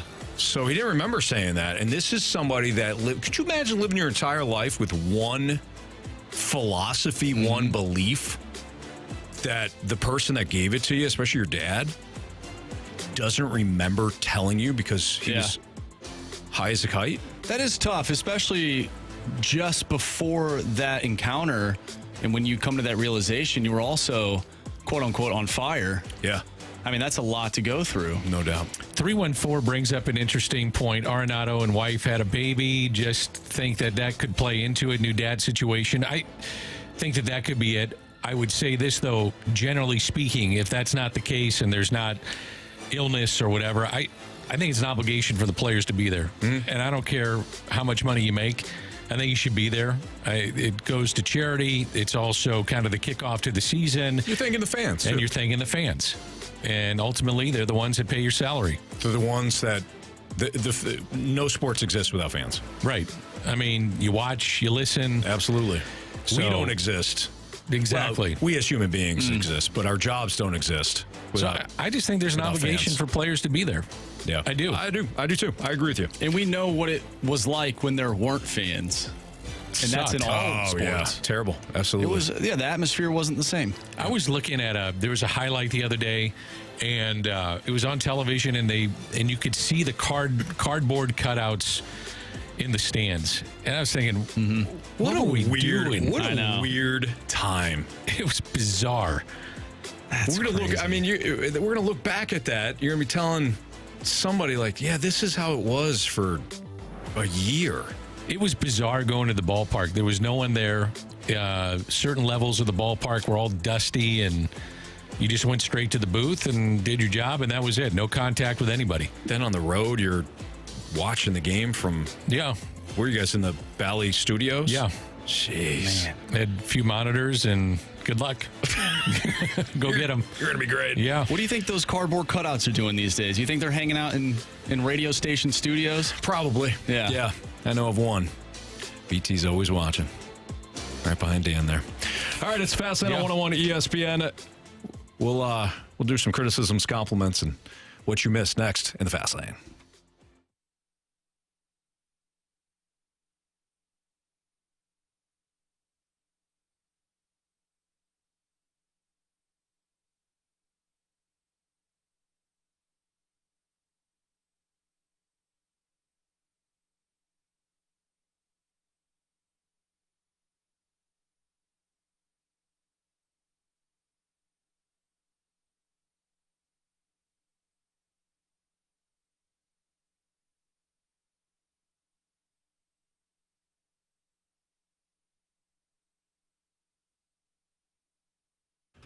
Hey, you still got some time in December, but with the holidays around, you know that you got the family obligations and things like that. Why don't you head down Auto Center's Nissan this week?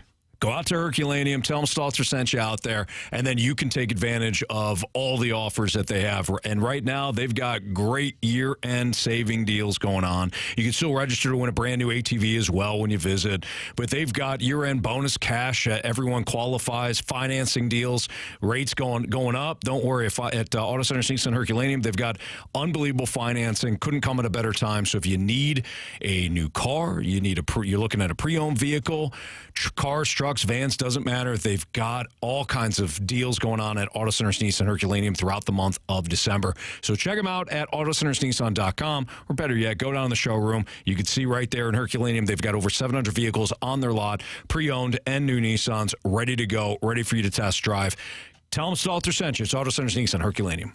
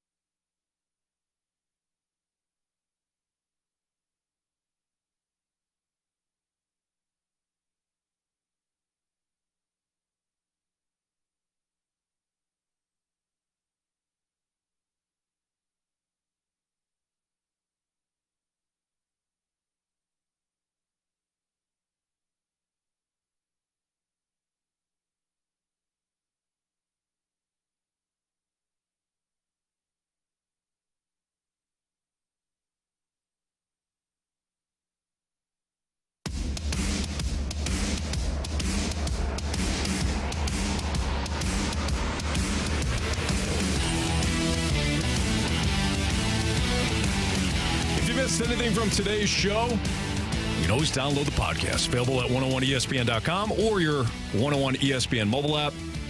Dan McLaughlin filling in all day with Jamie. Another fun show. By the way, that podcast brought to you by Dobbs Tire and Auto Centers. Dan, always fun to do a show with me. And you're going to be here the next couple of days, too. Yeah, I'll be with you tomorrow. I think Thursday, Friday, maybe even Wednesday.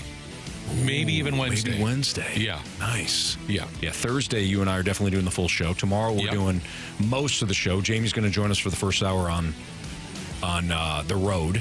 And then Friday, I think BT's in with Jamie.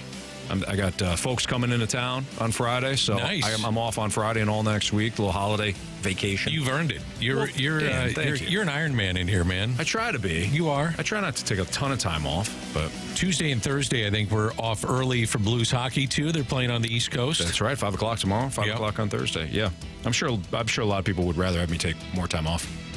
I don't think so. Save my crap opinions. Oh, outstanding. You said you're going to Florida? No.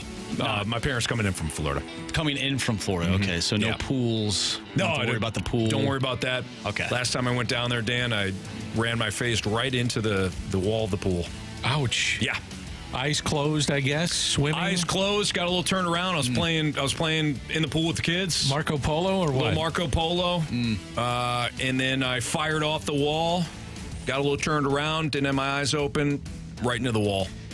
Bloody nose? Yep. Bloody... everything. Yep. Really? I didn't know that. And I told the story, too. My daughter, Madeline, who is 7, she might have been 6 at the time, she looked at me, got right out of the pool. Like, I could tell on her face, she goes, I'm not being blamed for this. Like, I am not. This guy, this fool did what he did. It's on him. It's on him. It's not on me. She walked right out of the pool. My son, Killian, who was like 4 at the time. It's a great name. Thank you. Went right up to me, devastated. Dad, how you doing? Dad, are you okay? Like, so that was kind of funny to see. Blood gushing. Yeah. I'm fine. Stitches? Son. No. Nope. Just a cut. There's just a cut. Just a flesh wound. Just a flesh wound. We're good. Flesh wound, a headache, but a great story. Yeah. Yeah. Anyways, what do we got for criticisms and compliments, Marsh? Yeah, I want to give a compliment to the Snake Pit today. They're always active, and they made themselves a Discord chat. So for after the show, people can go in to the Discord and chat about some St. Louis sports or maybe about the show, whatever they want. So a little shout out to them. I love the Snake Pit. So the Snake Pit is what the YouTube channel chatters, when they're texting and stuff like that, they call themselves the Snake Pit, which is awesome. I like it. Are they the Snake Pit for every show or just no, just us. Just the Fast Lane. Oh, just the Fast Lane. Okay. Yep, they call themselves the Snake Pit. Always appreciate the input from listeners. By the way, Geno Smith is active and expected to play tonight. He's got a groin injury.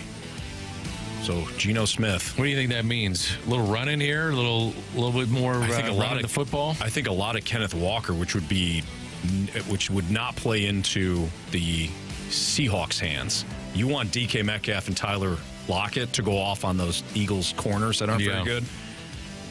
You're not going to be able to run the ball. So not great there. First ever Monday night flex game, and they get a couple of QBs that may not play. But it looks like they are going to play. Yeah, you might be limited. Jalen Hurts sick all weekend, but he's active. Geno Smith, again, groin injury, missed last week's game, but he's active and expected to play. You like the flex games, fellas? Yes. I do too. They're imperative.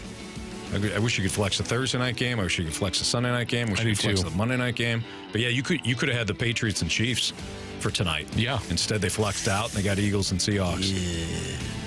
That would have been bad. Yes, sir. That would have been real bad, Anthony. We got a text from the 636. Just tuned in because of work, but hope the show went great. Go Colts, baby. Thanks for the nice words. Colts got a free win coming up this weekend, and they're playing well. I think the show went splendid. Swimmingly. I agree. I was happy with it. Yeah. Apparently you guys didn't. We did give a long pause. I was starting to read something. I looked down to read, and I heard you say it, and I'm like, you left me on an island. I could respond. I should respond to him. And my brain didn't fire. But I thought it was a good show. No, it was a solid show. All right, sorry, fellas. I was reading something about Jalen Hurts. It was terrible. Well, the friends might need Jalen Hurts to be active and playing tonight. Yeah, never know. Yeah, we do. Yeah. And play well. Yep. Anyways, Marsh. Yeah, we got a text from Thanks Dad. Marshy, what's up with you boys in the snake pit? Cheating on YouTube with Discord. It's like the YouTube chat is the class reunion, but Discord is the after party that only a few people are actually invited to. No, I'm sure anybody can join Everyone's the Discord invited. channel of the Snake Pit. Yeah, I don't think the Snake Pit is an exclusive club. They're open, man. Welcoming. Very welcoming. Absolutely. Go on YouTube, go in the snake pit, watch us on the Air Lions team YouTube cameras. Mm-hmm. It's great. Everyone's invited. And then you go to the after party in Discord. There you go. It's all good. Yeah. I love it.